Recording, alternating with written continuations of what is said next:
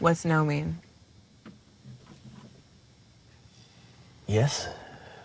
And what is the only word in the entire English language that actually means no once we're alone together in that room? Mr. Snuffleupagus. The next two episodes, both happening this week, we're going to be talking about more recent films. Strange Darling, and then on Friday, The Substance. Tonight we're talking about the twisted, violent, and brutal world of JT Mollner's Strange Darling. Are you a serial killer? I'm gonna need you to look me in the eyes and give me a serious answer. JT Mollner got his start in show business when his parents and brother started running a haunted house in Las Vegas. The Freakling brothers billed as Vegas's first R-rated haunted house. From modest origins, a haunted house at their home every year, with JT's parents working as casino dealers in Vegas, by 1990 they had thousands of kids coming to see the elaborate haunted house, and the neighbors wanted it shut down. So JT's dad and brother, who was attending film school at UCLA by this point, actually started an official haunted house company and started a rotating haunted house that traveled across Vegas. By this point, they have 3 haunted house locations, and JT became involved as a managing partner to create adult haunted house experiences, coming up with many of the most provocative exhibitions. He dreamed of also going to film school, but was afraid he couldn't after his brother already did. He became an actor and a for-hire screenwriter, eventually writing the screenplay that would become his directorial debut, Outlaws and Angels, in 2016. For Strange Darling, JT decided to take a chance and let Giovanni Ribisi, a prolific actor by this point, with countless roles from huge sitcoms to indie comedies to dark dramas, be his director of photography and co-producer. I read this within 15 minutes. I was calling him, and I think it was actually pretty late at night, calling JT. And I was sort of exploding all over the phone about how much I loved the screenplay and essentially begging to be a part of it. Having a birthday party in Las Vegas, and he called in the middle. Oh, is that right? Oh, that's right. I remember. My whole Yeah. family was there, and I get this call, and I was like, I almost told him I couldn't talk, and he's like, I got to tell you. And I told my family, I'm like, Giovanni Ribisi's on the phone and loved my stuff. And they're like, go into the other room. Like, it was the greatest birthday present I could have had. It was really. This is the first movie that Ribisi has filmed, and it is a bold, announced choice. They decided to shoot the film on 35mm rather than digital.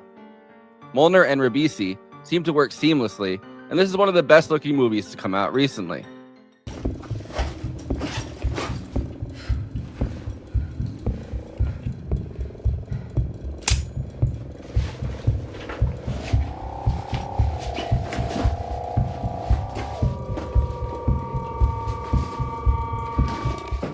The filmmaking is also incredibly varied, stylized, intimate scenes, action sequences, and then black and white at the very end. Strange Darling takes some of the best elements of 90s thrillers and action movies, using an incredibly frenetic strategy where the chronology is given in 6 chapters completely out of order. Each of these chapters also has a way different color palette and different locations that require very different styles of filmmaking. Strange Darling tells the story of a one-night stand gone awry. The stars, Willa Fitzgerald, known for her role in The Fall of the House of Usher last year, and Kyle Gallner, who was on Smallville and Veronica Mars before becoming a Scream King, with roles in Jennifer's Body and the 2022 Scream, among many other horror films, stars characters just known as the Lady and the Monster, who when we first meet them are engaged in an adrenaline-pumping game of cat and mouse.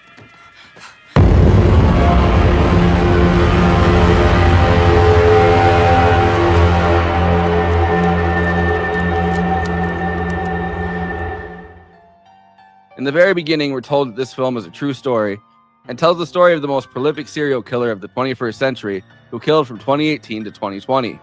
This limited information tells us very little, and it's our own biases and assumptions that must fill in the blank about who the serial killer is, who the victim is, and how they got to this point. Each chapter tests those biases and assumptions, filling us in with information about how we got to that point. Men think that we're these prudes who don't like casual sex. Most of us fucking love casual sex. We just want to know that murder isn't going to be served on the side. Willa Fitzgerald and Kyle Gallner excel in these performances, coming off at some points terrifying, brutal, violent, in control, out of control. The twists and turns keep coming until the end. Looks like checkmate. Yeah. And then some. There's nothing more than checkmate. It either is or it isn't. You fucking Philistine. Anyway, before I introduce the panel, please like this video and subscribe to the Movie Night Extravaganza YouTube channel. Hit that bell to get notified whenever we're streaming. Also, we are now monetized, so if you have any pressing questions during this live stream, send us a super chat, which helps me keep the show running, and which I am obligated by international law, human rights law, to answer. We also have a Patreon, patreon.com/movie night extra. All of our after parties are on there forever. We also have a new Discord and a Letterboxd HQ account, so those are 2 more places to follow along with us. Links are in the description. Okay, let me introduce the panel. Conan Neutron, host of Protonic Reversal, co-host of Movie Night Extravaganza, and frontman for Conan Neutron and the Secret Friends, neutronfriends.bandcamp.com. Kristina Oakes is streaming on Twitch at Cosmopolitics, twitch.tv/Cosmopolitics. Also recently joined YouTube, she's on Twitter, Instagram, and Facebook at Cosmopolitics. Send her some subs on Twitch, and send her a coffee. Kt Baldassaro is the co-host of Movie Night Extravaganza, a director, writer, and actress who wrote and co-directed Girl in the Basement, along with appearing in horror movies like The Purge Election Year and The Devil's Nightmare. You can catch her voice acting in the podcast series, The Starwell Foundation, and she is the host of What If I Don't Like It, and on TikTok at Movie Runtime. I, of course, am your host, Forrest Miller, who's also the monster, or am I? Am I the monster? I don't know. Am I the monster? Maybe. There you go. Got to tune in to find out. on the previous Movie Night Extravaganza chapter. Exactly. By the way, I totally agree with this comment. Calling Kyle a Scream King is great. That's totally he is. He's one of the few, I think. I mean, like most dudes that are in a lot of horror movies don't get that title, but I think he's young. He's young and he's in it and he's constantly dripping in blood. It's great. You dropped your crown, King, while running. Patrick Wilson's considered is one of the few now, but like the term Scream King doesn't get as much attention as of course Scream Queen does, unfortunately. And I'm like, damn it, there are kings here. Well, so it's what like do you think the delineation is? Like, what would qualify a Scream King? Someone who's frequently in horror movies, probably like covered in blood. I mean, look, our look at Abigail, right? Dan Stevens is clearly a Scream King at this point, or like he's gonna be grandfathered in. Yeah. Bruce Campbell. Yes, Bruce Campbell's the OG Scream King. I mean, come on. I do often think of the king or queen delineation, meaning that they are a protagonist who saves either themselves or another person. They're not just simply reoccurring in horror movies. They are a very actualized character. And Ash, definitely, absolutely. Dan Stevens in a lot of his works, totally. Yeah, I could see that. Tim Curry is both a Scream Queen and King. There are a few. Well done. Hello, Josh. Hi. How are you? Thank you. Yes. there's drag queens and there's drag kings, and just like the drag, like just like Scream Queens, drag kings don't get as much love as true as drag queens. Yeah. Where's that holiday? Drag king recognition week or something. But yeah, so I really enjoyed this movie. And this movie, the stylized filmmaking, at the very least, I think we have to all agree, even if we don't necessarily agree on the content. I think the camera work and the acting performances in this are top notch. Yeah, did you guys... I was amazed. Yeah, I mean, did you know that it was on 35 millimeter? I hadn't heard that. Oh, really? I mean, it's news to me. Yeah. So like we're joking, but I think a lot of people will say like I went to go see a version of something because it was on 70 millimeter and I was excited to. What do you like as a layperson? What would you feel is the tangible difference to wanting something shot on millimeter versus digital? So first of all, I think it depends on what you're shooting, right? And for here, there's a distinct color palette, which is say almost always primary colors. There's no secondary colors. There's very little, tertiary pastels, anything like that. When we think of, I mean, like you can look at entire eras of modern filmmaking and it's like, oh, this is the shit brown era, or this is like the piss yellow era. Blue, the Christopher Nolan blue. Right. Yeah. And this is very much the reason. One of the reasons that the cinematography pops so much is because they were very thoughtful in what they did with the usage of color, which is to say that if you try to have a super large color palette, then it ends up looking like everything else. It doesn't set the mood as well. Right. And I think even the different chapters, there's different palettes for different ones.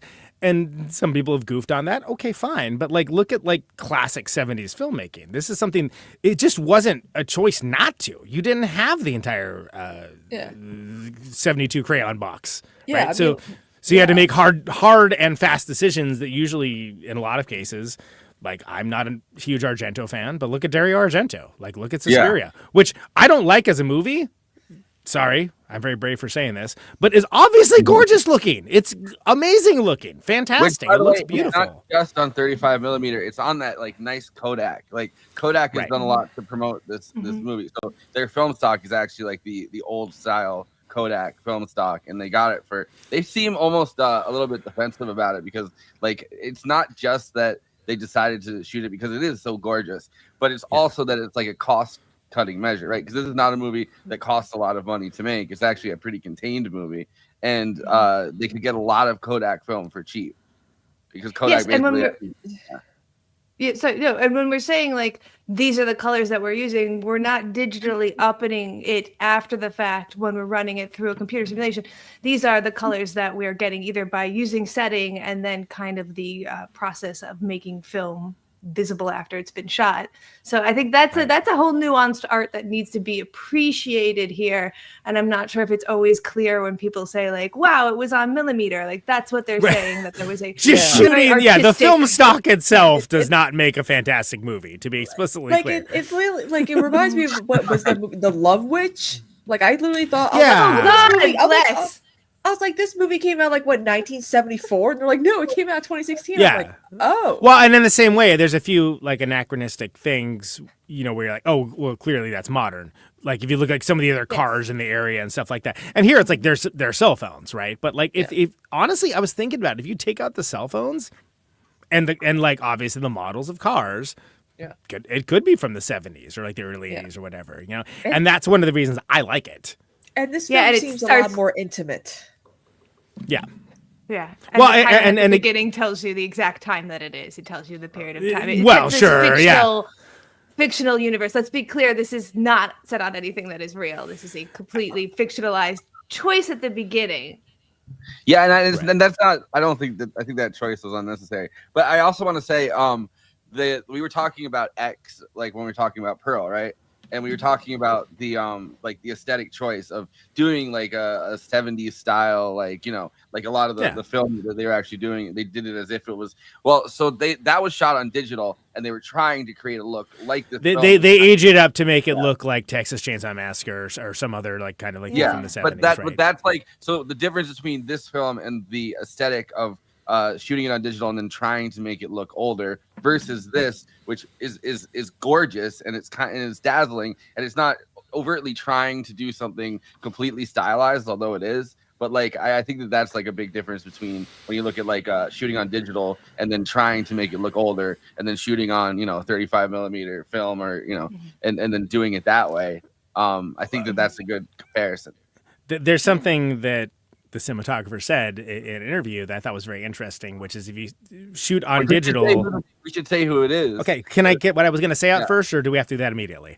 Okay, so like he was saying that like the thing with digital is that it looks amazing when you shoot it and you immediately look at it, and then later on it never looks as good as you think it does. And film's the other way around, that you don't get to look at it immediately, but if you're doing it right, at the end of it, you're like, wow, that looks way better than I thought that was going to look. But again, we live in an immediate gratification society with creativity, with anything. So the idea that people would even have to wait to see what it looks like, a lot of people just wouldn't even be able to handle that, or no alone would they be interested in it. And again, I think if you go to that level of work in this day and age, it's an anachronism. You're playing jazz. You're in a jazz band. Like this is not the popular medium of the time, but you have an automatic leg up that if you have somebody that knows what they're doing with how they shoot it, then it's not going to look like whatever slop Netflix is throwing out that day. It's going to look different. And maybe that's your taste, maybe it isn't, but it's going to look different. And it's also really important to note that the cinematographer and the director can want to make this decision. It can save money. It can also cost a lot more because your actors need to be able to nail it on less takes. Every additional take is more footage used, which is more physical tape and more money. So a lot of times people shoot digital because they have actors who need to do 7, 8, 10 takes. One thing that I will say about this, the thing that I liked the most was what the actors did here. And then to remind myself that they did it while shooting non-digital is like, no, that's extra good. I actually have a quick fact about that. And not just the fact that they used a lot of Kodak short ends, which is literally just like the run out of the tape that you splice together, where you're like, holy crap, we have to like finish this movie. How are we going to do the rest of this film? Like early 80s filmmaking. But the entire motel, all the motel scenes, from setup to breakdown, top to bottom, 17 hours for everything. Which, to be explicitly clear for anyone who's worked on a movie set, that's insane. And what they did is they blocked it all out on a community theater stage and like set everything up how they thought they were going to have it. And they got everything totally perfect. They got all the shots. They got the light and the split diopter shot, like all the stuff that they were, because they knew this is the centerpiece of the movie in a lot of ways, right? That if they don't get this, the movie doesn't work. But they had like no time in the actual location, which is again, late 70s, early 80s problems, but they managed to solve it. I think that's super cool and interesting, and that's very much of interest to me.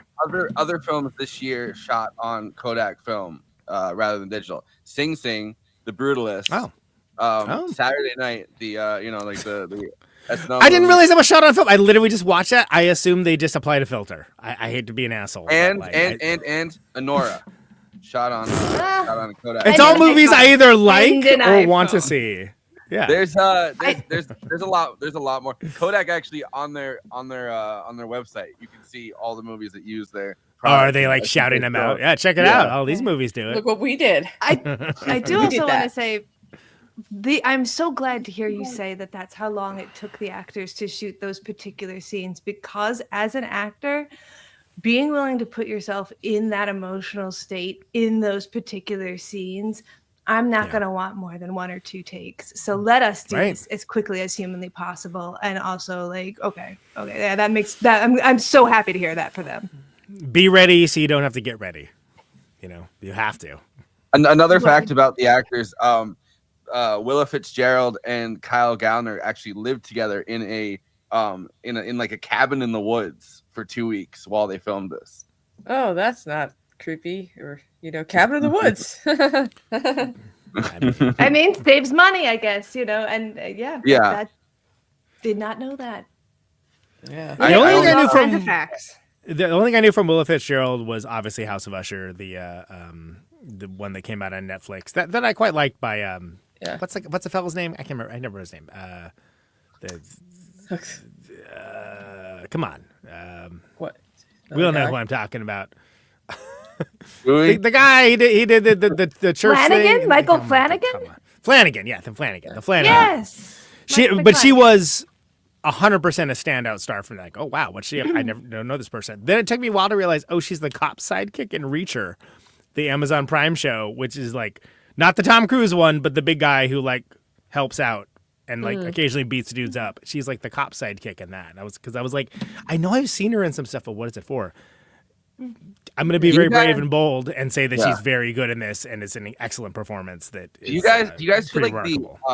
the lines between film and TV stars, or like film and TV actors, right? Like since the age of streaming, it feels like that line has become a lot more blurred, right? Like actors are very easily. It's very easy for them now to jump between movies and TV. Yeah, they're no longer just a TV star or a movie star. You got Jennifer Aniston, who did, like, some of the sitcom stars could do a little bit of both, but now, like you mentioned, Forrest, with it just being streaming, it's like, wow, you can see like Nicole Kidman do streaming and movies, and this actor doing that too. It's if Robert De Niro's doing it, he's doing another like streaming show with Dan Stevens. So it's interesting to see how, like, with streaming has kind of ruined that distinction. Like, these people are TV stars, these people are movie stars.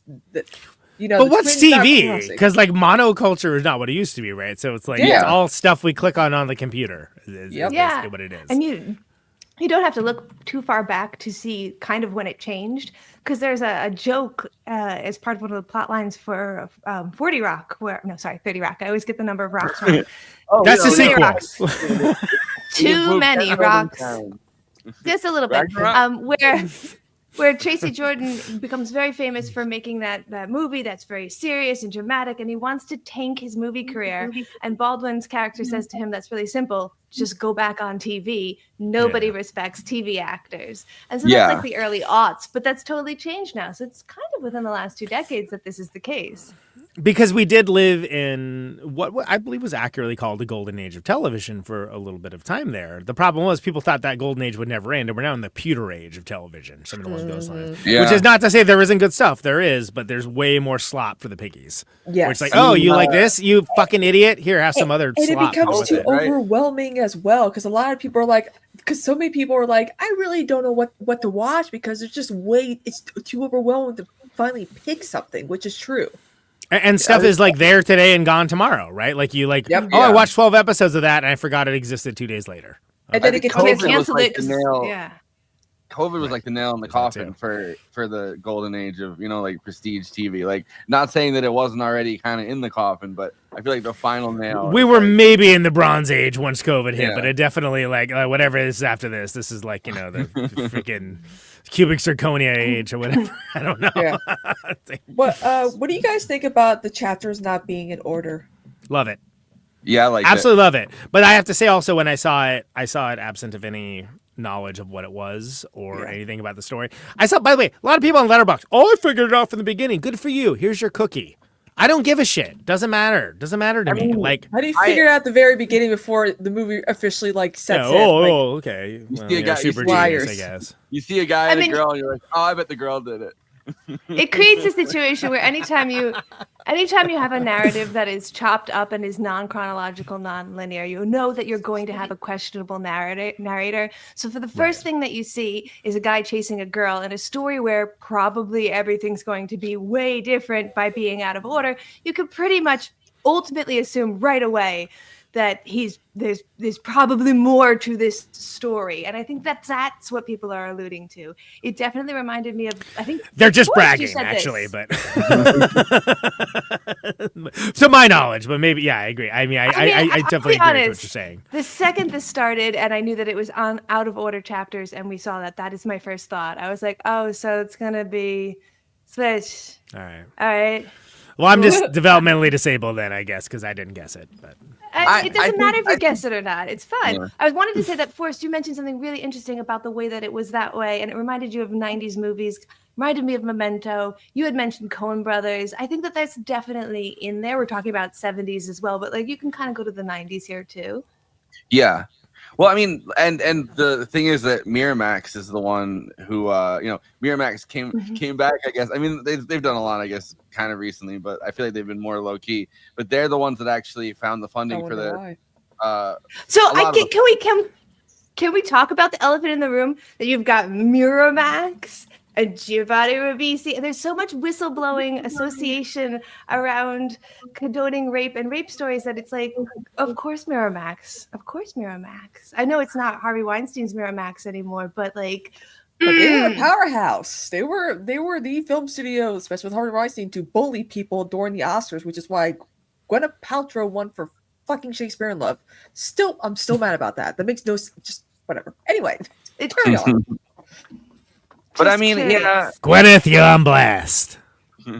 I mean, I get what you're saying, but I don't know. I think it's just what I was saying is it's more like that they're the ones that produced all those big 90s movies that kind of did that indie thing, right? Like they're the ones that always kind of provide funding for people who are trying to do things that aren't necessarily linear, I guess. It's the way. Yeah, they were into that, like break up the chronology shit. Absolutely. Yeah.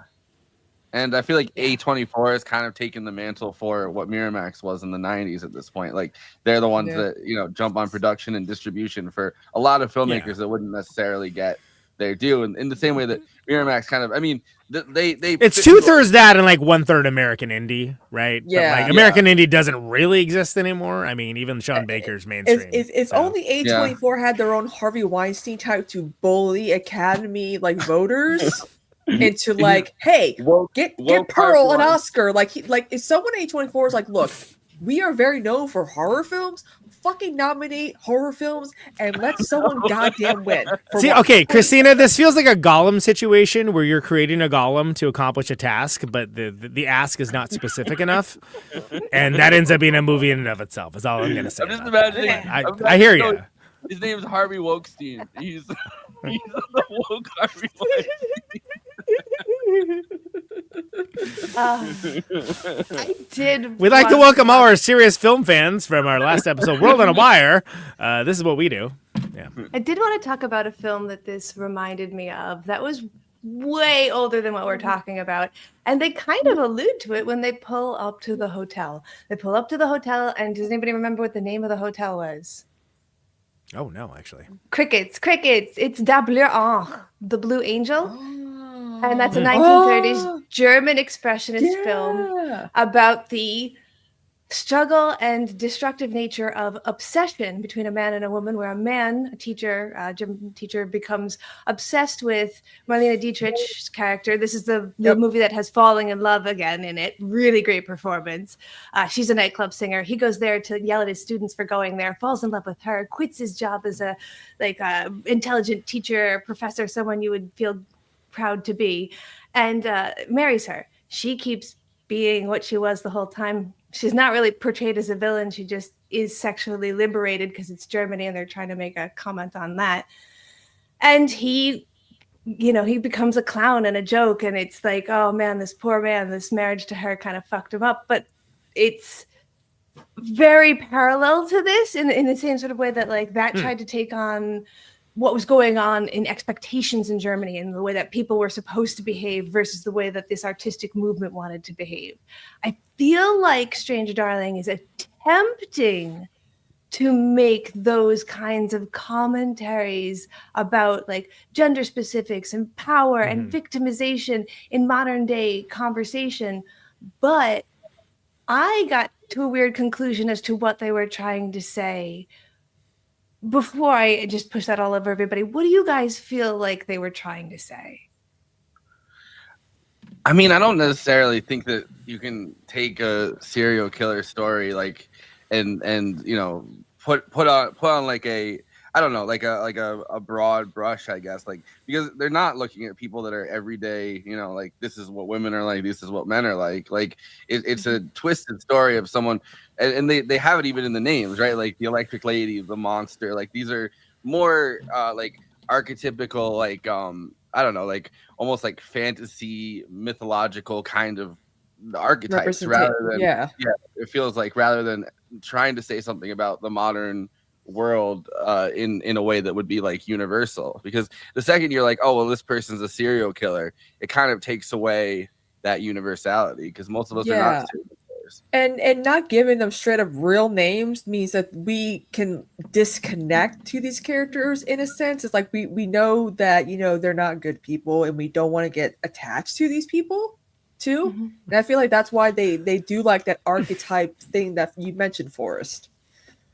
Well, but also I think that the whole reason this movie works, and it's a tight rope, much like Man on a Wire. A dangerous one.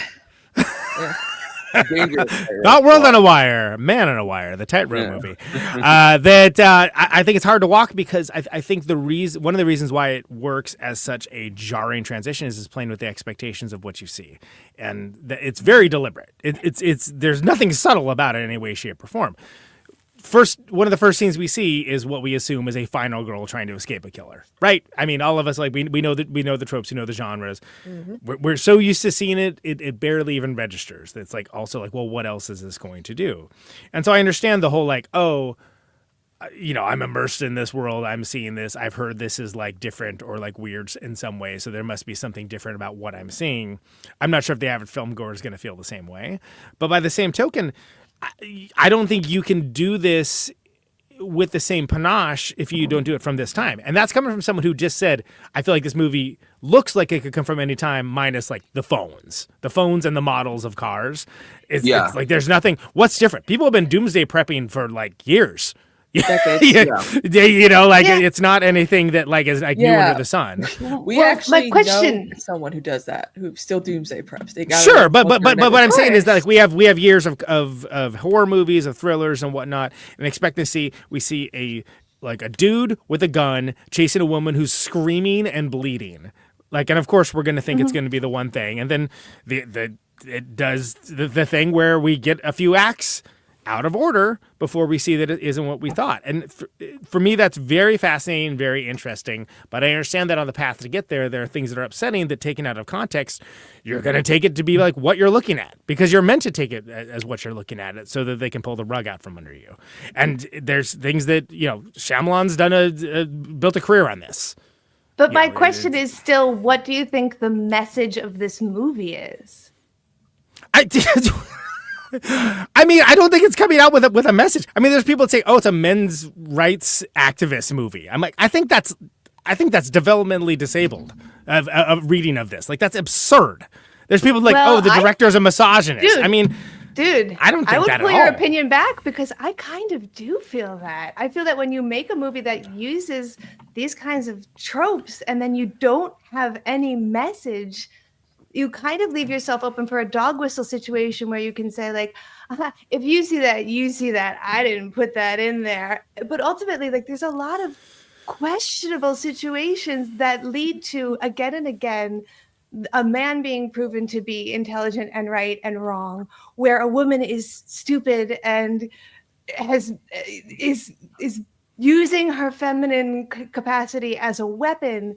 And I feel like when you make a movie like that, I didn't get. well, I mean, stupid the from her. cop literally turns Yeah, to the the cop female does, cop who but I'm cares saying and the says smartest she's character in the stupid. movie- the smartest character in the movie is the electric lady, like hands down. Like, she's the one who the entire movie is able to get away with pretty much until the very end, until she gets in the car with a Native American woman and just kind of plugs her. But for most of the movie, she's able to use her survival skills, I guess, and her insanity and her brain to get out of all of these situations. And, you know, according to the text in the beginning, she's gotten away with it for like 4 years. I felt like, including the cop character, right? Like Kyle Gallner's character.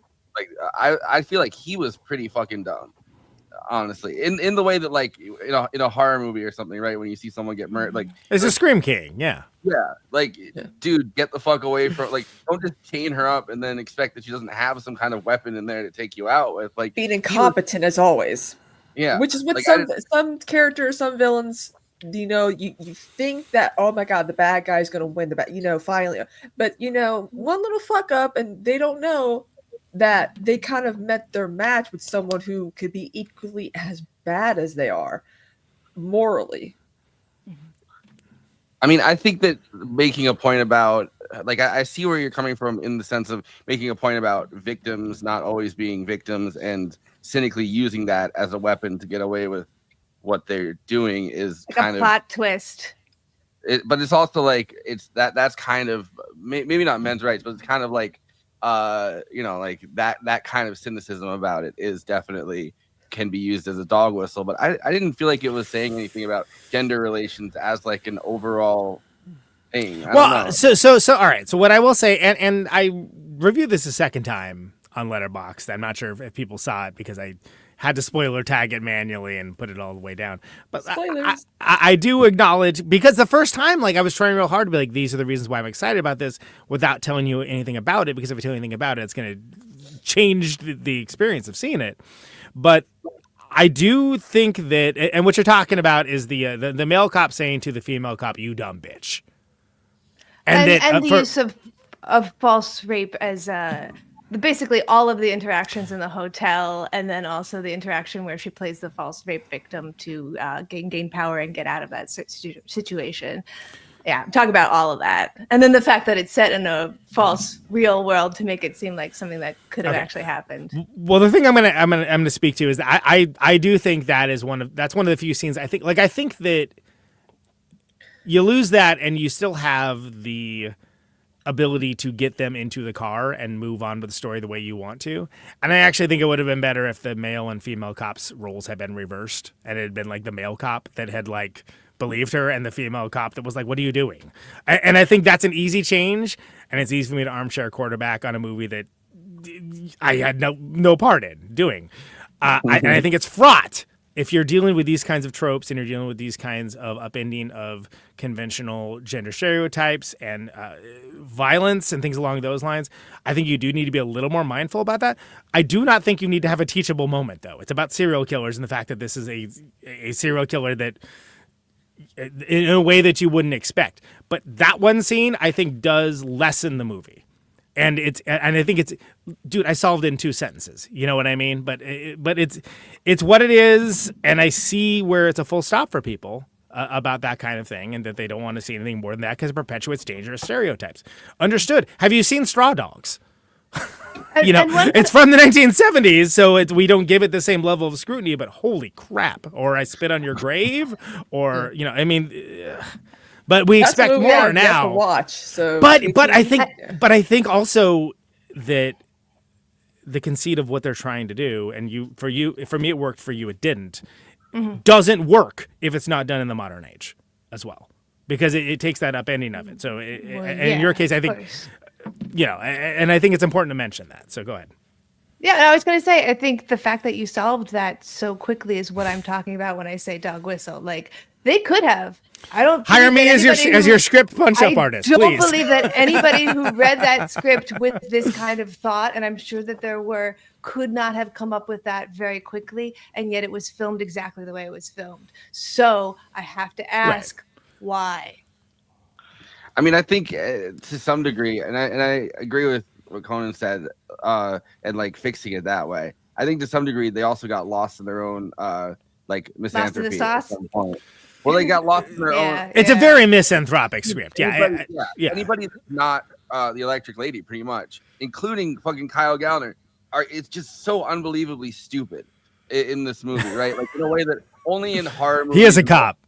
Yeah. Well, I mean, he's sorry. He's peace and love. He's Gomi from Breaking Bad. But he literally is Gomi from Breaking Bad. If he had Hank there, this never would have happened. Hank wouldn't have gone along with what that girl said. Anyway, there's just I think they got lost in their own like misanthropic urges for scenes like that. And also another scene that kind of does a similar thing is when she runs out of the hotel, and then all of a sudden like the one girl's trying to help her, and then she ends up slitting the throat of like the hotel manager that's there. Like both of those scenes, they felt like they got so lost in their own kind of like this bleak, dark, kind of hateful towards everybody world that they're in. But it's a means to an end, just like how she didn't actually want to kill Ed Begley Jr. She's killing these people because she sees them as demons. It's like a dissociative event, and it's a some degree of like a psychopathic behavior. And look, I'm looking at like, what if she was right? By the way, what if Kyle Gallner's character is going to like pull a George Floyd on someone? So this is, and that's a whole different movie that is not here. But like, I'm just saying that I like that it presents those kinds of opportunities. I do just want to point out that is the exact same motive that they give Longlegs. And I hate that movie, and I love this movie. Right? Okay, no, I get it. But there's also been a real serial killer motivation, like what was his name, David Berkowitz or whatever. Yeah. Son of Sam. He told me how to. Well, also Son of Sam. But I think there's another guy that he in New York City right before, like a little bit before Son of Sam. I'm pretty sure. Maybe that no, but like he was saying that demons were whispering to him. I have a question for you. So you go first, Kristina.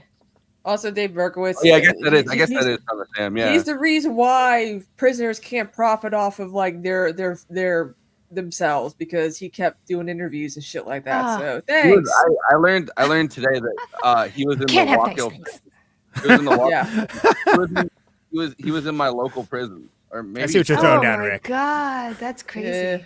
He still is, I guess. He's still alive and everything. I have for you guys, as we're talking about the motive of the killer, is that they see a demon and they see it on your face and they want to kill you. At the end, she sees herself in a mirror, and I I think that I read it only this way, and then I read online that this was an alternative fan theory. So I thought the movie ended with her seeing herself as a demon and then allowing the indigenous woman in the car to kill her, like suicide by, because she knew she needed to die. It wasn't. Yeah, like she would have chosen to survive. She got herself killed on purpose by pulling a gun.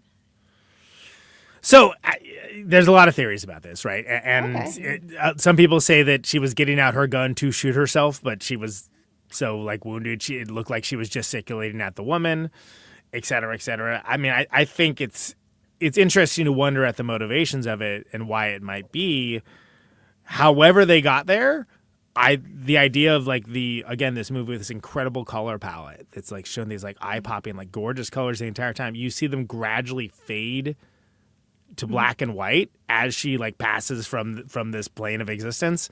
One of the cooler endings in movies that I've seen in a long time. Yeah. Exactly. It blew me away watching it the first time. Like I was like, oh fuck! Like I was like, I was like, I must have seen this before. I'm like, have I seen this before? You did. I don't think I've seen this before. You did. We saw it in a movie last week. They did it in Man and World on a Wire. Maybe that's what I was thinking of. Then. What a callback!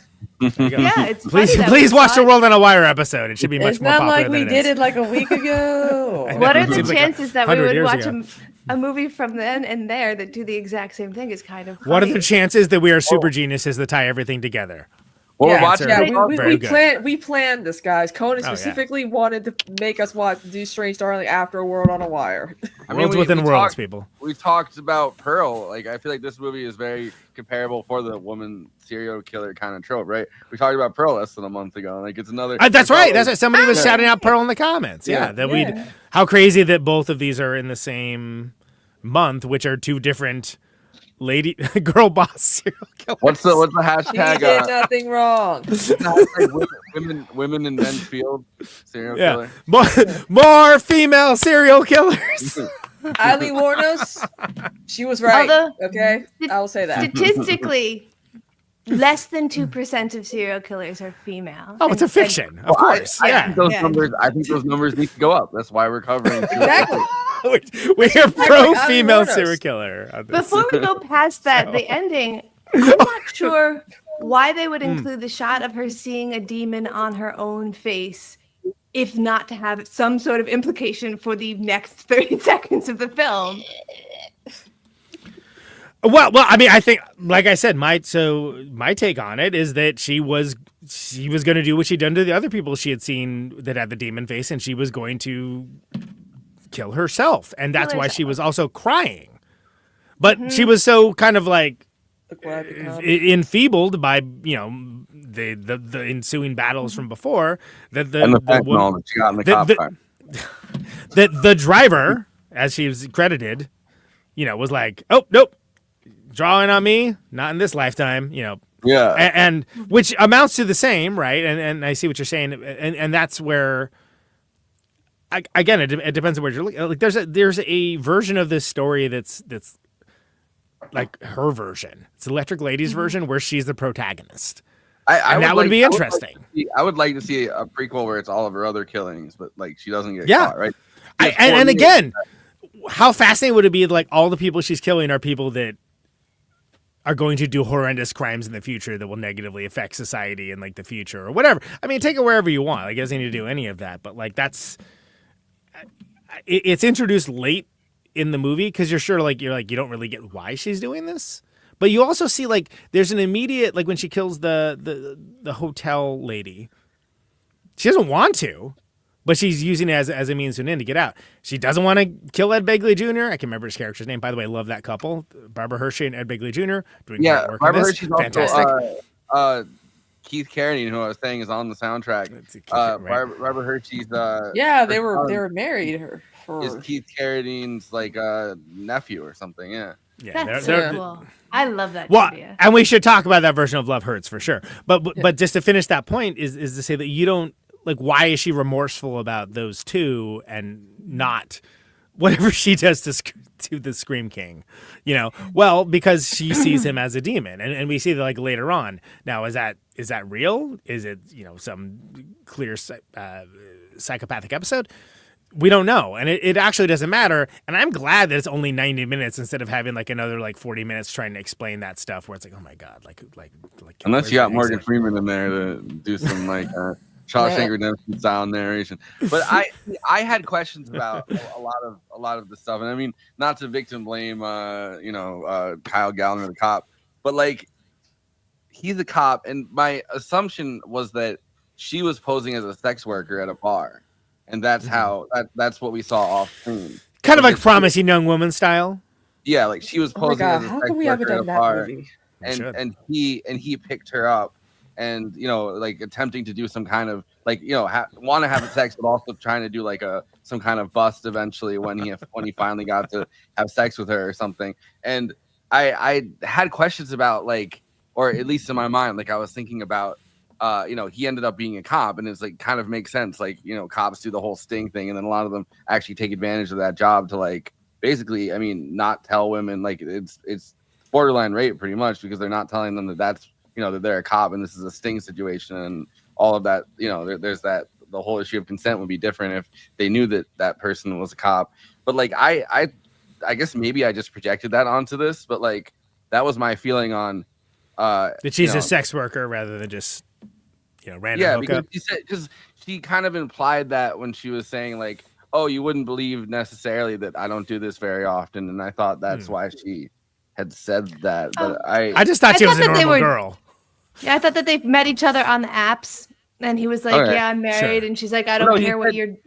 She said she made a comment about how it was at a bar or something when they're having the back and forth, or they had met that night or something. I don't know. Well, that goes back to the sort of attempted timelessness of it, where if you're like, we met on Tinder, then it's like, okay, well, that clearly places in a certain moment in time. Whereas if you just leave it unexplained, he makes it clear that he doesn't have her number or any of her socials. Yeah. That's right. Too. How am I going to get in touch with you again? What if this is more than that? Can I get those digits? That's why I was assuming that he was kind of going undercover and he was one of those fucking sleazy cops that like tries to have sex with the sex workers that he's busting. But like, that's kind of from the implication of what they were saying. That's what I took away from it, which adds another layer of like sleazy kind of monstrousness to the entire thing. I think. That's so funny. I didn't see any of that. I did. Same.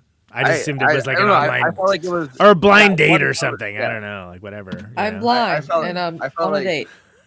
Right, exactly. I wish I could see you. I wish I knew what you look like.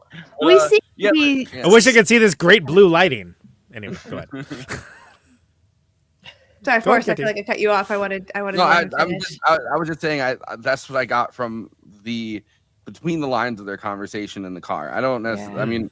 That was kind of my reading of it, and then which also kind of begs the question: like everybody knows that the Electric Lady, including Kyle Gallner, like they're all like, "Oh, the Electric Lady is on the loose. She's a serial killer," and yet he still decides to like go home with this girl.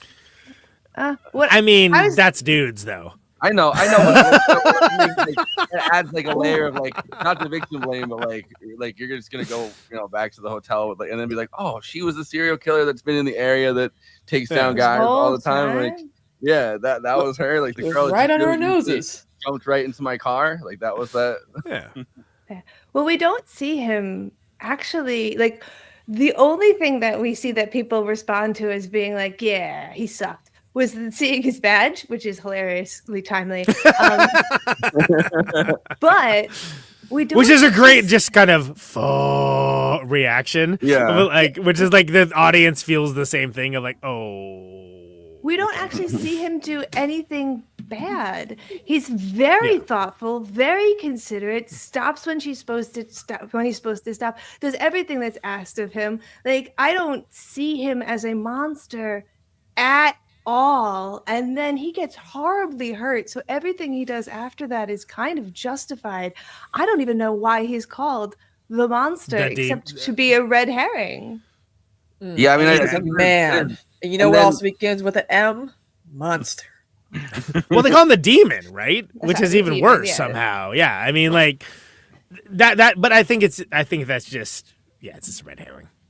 But then that the ending of the movie, right? She sees herself. Maybe it's his bowling nickname. Who knows? I mean, he's a demon on the lanes. then You she know, realized I- like she's been the demon the whole time, and like I get how that kind of is like the ending of it. But I don't think that like I don't think I come away from any the second you're like, oh, there's a serial killer, like it kind of becomes unreal for me in the sense of like it doesn't say anything about, you know, like women and men and all that and all that stuff, because I don't think that everyone is a serial killer, and I don't think that everyone has the capacity to be a serial killer. So it kind well, of, I mean, when you are serial killers, so which one of us? When you consider the fact that I mean, probably only me. 2% of serial killers are female, you can't really say that when I think about serial killers, I don't think about it as being a gender specific thing, because data shows it is a deeply gender specific thing. That's not what I'm saying. What I said is I don't think of it as a universal thing. I don't, when I see like a story about a guy being a serial killer, I'm like, yeah, that guy's a serial killer. I don't think of it as like, oh, this says a lot about society. I mean, you know, like I think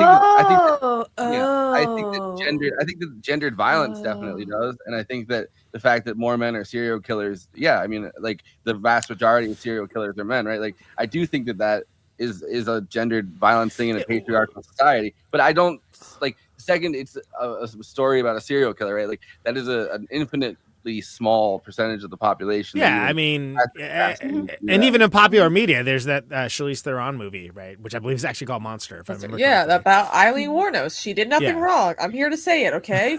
She had a really rough life. Interesting how open the interpretation of this movie is and how the movie plays on that with the narrative, to bring back what KT mentioned before. Because it's all about playing with expectations, and again, yeah, you know, it can either work for you or not, but like that is the conceit of it. Yeah, like it's the reason why they're doing it. One would imagine, right? A really base and interesting thing between the two of us, because like I always want my horror to have a message. And that is when I know the difference for me between like if it is too purient and has like an intense sex scene, intense rape scene, intense like triggering scene, and it doesn't have a message, that's when I get my like English up. That's when I'm like, this isn't what I like. But I could understand what you were saying, like you as a viewer are going differently at it. And I appreciate that nuance too. Well, thank you. And Forrest was like, I don't think as much as it's one of my favorite words. I don't think I ever used the word misanthropic with it until I saw Forrest's review with it. But there's a deep misanthropy with this, which is a dislike of all humankind equally. That like that's what this is. This is exactly. You can hate people in equal measure. No, I mean, I guess maybe like the old hippie couple that doesn't really do much, but they're still kind of annoying. Everybody comes out. But then they put a full stick of butter when they're making their meal, which is like psychopath behavior. So it's like, who's the true monster? Cooking TikToks. That's what everyone does. They put a big. Oh my God, what is butter? By the way, I love pasta to boil. What is this the only earth I can live on? But like. At this point, Ed Begley Jr. has like every fucking movie or show he's in, right? Like he's in like some deeply unfortunate situation. He's one of those people that like apparently like everybody likes to see get kicked around, like killed. Yeah, I love that scene so much, and it's so the second like as soon and the way that it is shot over or above on top of the pan, like it's a Julia Childs shot of a cooking show from the 70s. You're like, what's happening right now? Yeah, loved it, and I immediately knew that they were like mushroomed or gourded out of their mind because of how they were cooking. But also, I do want to offer our viewership: if you use 6 eggs in a scramble with half a stick of butter and let it all just melt together, and then scramble it, you will have a very good thing. That is a old. Okay. Betty Crocker recipe for scrambled eggs. Right. Takes like this is why I was so interested in Katie and Kristina's presence on this and on movie night in general. Credit to the 4 of you for taking this to places I have not heard others go to. All right. That's why I like the idea of like this is being like a gender balanced show and panel, because I feel like perspective wise, right? Like especially in a movie like this, like I think that the perspectives between people are going to be vastly different. Watching something like this, and this movie is on purpose highly provocative and like asks to have an intense emotional reaction, either to say wow this is great or wow I hate this for these reasons, right? Like I think that this movie is kind of begging for that. It's putting itself out there in the same way that like they could never, and I've never seen them like bitch about people mentioning that it was shot on 35 millimeter because I mean they literally put it as the first thing you see. So it's like Yeah. you can't you remove the ability to complain about people clowning on you for that. But as much as I personally find it annoying, as again the first top 3 of most popular Letterboxd reviews are variations of the same non-joke. Did you know that this was blah blah blah? Yeah, like cool. How about a personality instead? No, okay. Before we move away from the scene with Ed Begley Jr. though, so they're great. We could have a spinoff of just Barbara Hershey and Ed Begley Jr. like hanging out, trying to find Sasquatches, and just like enjoying their life together. Great. I'm totally into that. I forgot about the Squatches. They're in a set. They're like, was it a Squatch? I'm like, was it a what? Someone's in the Pacific Northwest. This clip is a few minutes getting to it, but say you're in the Pacific Northwest. I'm not saying you're there's Pacific an actual Northwest. story of the term Squatchy that I found. Really? This is first Giovanni Ribisi talking about how he came to meet JT Mollner, but then it gets into the story of the Squatchy thing. I had met JT, I think 7 years before I read, or 5 years. I don't know. I've lost count. And we had been exchanging material over that time period, and then he sent me this, and within 15 minutes, I was essentially begging him to let me be a part of it, and we started talking, and he was familiar with some of the things that I had shot, and he'd come over to my shop and all that, and the conversation evolved, and we just started figuring it out. And then I think that once the cat got out of the bag and other studios had read, there it is. Had read the screenplay. He, I think within 3 months, I think it was financed. And so there was definitely, something that I guess that we asked about the experience. It was like nothing I had ever seen, really, or read before. Yeah, a similar experience for me in terms of just how wild a reading experience it was. We met on a hike. We met so very randomly, and in one of the few situations in my life where, like, you see the paths diverge. Like, I said yes to something I would never say yes to.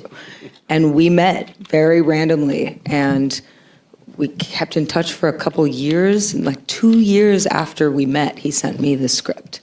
We had had a brief conversation about sort of single artist soundtracks and music and film, and he sent me the script. And I read it and was like, what the fuck? In the best possible way. Because the movie that you see is so thoroughly written down. It's such an incredibly realized script. And yeah, I mean, for me, as like consummate queen of darkness and also like a just incurable modernist, it appealed to me on like a cellular level. So if you're into that kind of thing. So That's Steve my Bellamy joke. introduced all of us. Everyone. Seriously. I love learning about the behind the scenes, the making of shows and movies. So for the audience here who are now fans of the film, and for people out there that are soon to be fans, is there anything that you think would surprise people to learn about the making of the film?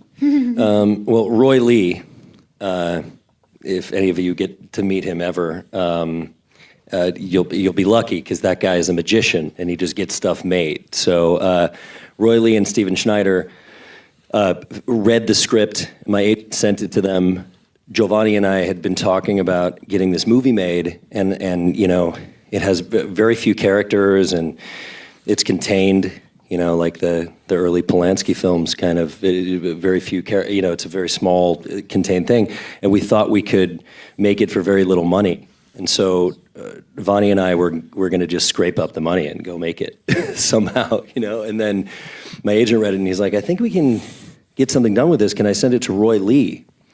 And I was like, sure. And he sent it to Roy Lee, and like a few weeks later, the movie was financed. I mean, it was crazy. Not normal. No, it was when insane. he told me, I just kept saying, this is the movie The Player. This is not real. Yeah, None yeah, of this yeah. makes any sense. It was crazy. And but Roy really believed in the script, and he took it to Miramax with Steve Schneider, and they got it made. And And in the pitch meeting, Bill Block at Miramax said, we're making it, just stop talking. And I was like, okay. And so we made it, and it became much more difficult than the getting it made process, the making of it. It was very challenging. But it became one of the, great learning experiences of my life. And I got to, work with my friends. It was really cool. I would like to add that the most important thing to know from behind the scenes, I just found out the other day, which is about Squatchy. I feel like that's a story that needs to be told. So you remember the Squatchy part? Have you guys ever heard that term before?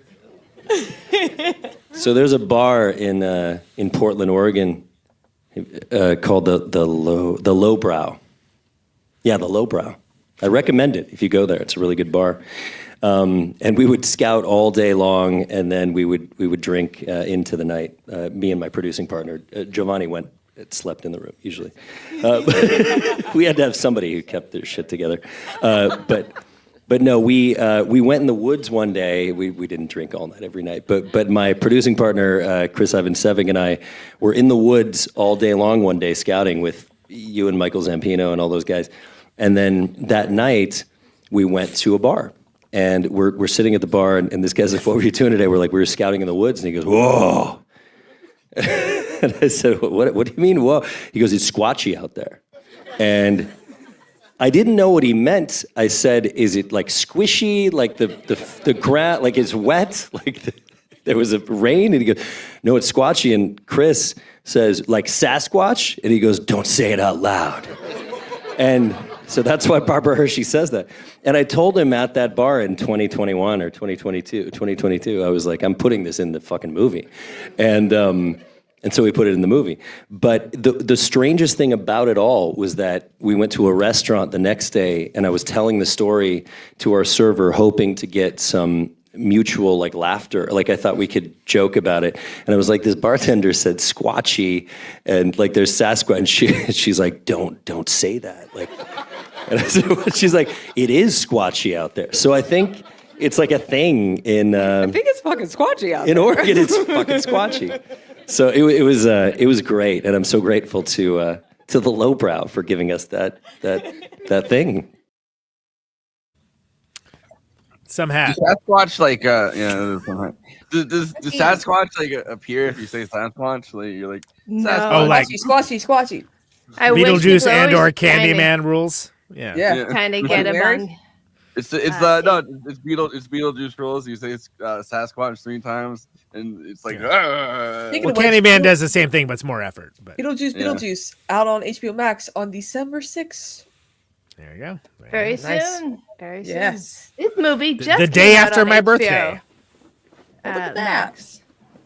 By the way, guys, for those who don't know, we're doing a special after party for Conan's birthday. Yes. Yes. First of its kind. the first birthday party ever. Yeah. Exactly. Yeah. First and last. In that hat, right? In that hat, JT Mollner looks like the guy who had the first birthday party ever. That's what that hat makes him look like. Big Newsies energy. Yeah. Speaking of Sasquatch, do we believe in it? Do we think Sasquatches are real, or they once existed? Hairy guys that look ape-like in the woods. Harry and the Hendersons. Yeah. I'm sure there are hairy dudes that look kind of like I love apes. that one. I did pick up a shirt on tour, not this last West Coast tour, but the one before that, where we're actually in the Pacific Northwest at a truck stop that just had a classic Sasquatch, Bigfoot kind of captured moving, and it said, "Dude, I'm right here," which I thought was hilarious. Yeah, well, we have our New Jersey. We got the Jersey Devil, so it's like, yeah, it would be funny if the Sasquatch, the real thing that it was, is just a very extremely hairy hippie guy at a in a van. They got those too. Out in the Pacific Northwest. And everyone's like, "Oh my god, it's a walking ape, like an ape man." It's like, yeah. Oh, it's antediluvian. Oh no, he's just unkempt. I do find that the science behind cryptozoology is very fascinating. And if you guys want to look into it, there's a great NPR short about how Sasquatch comes into the zeitgeist.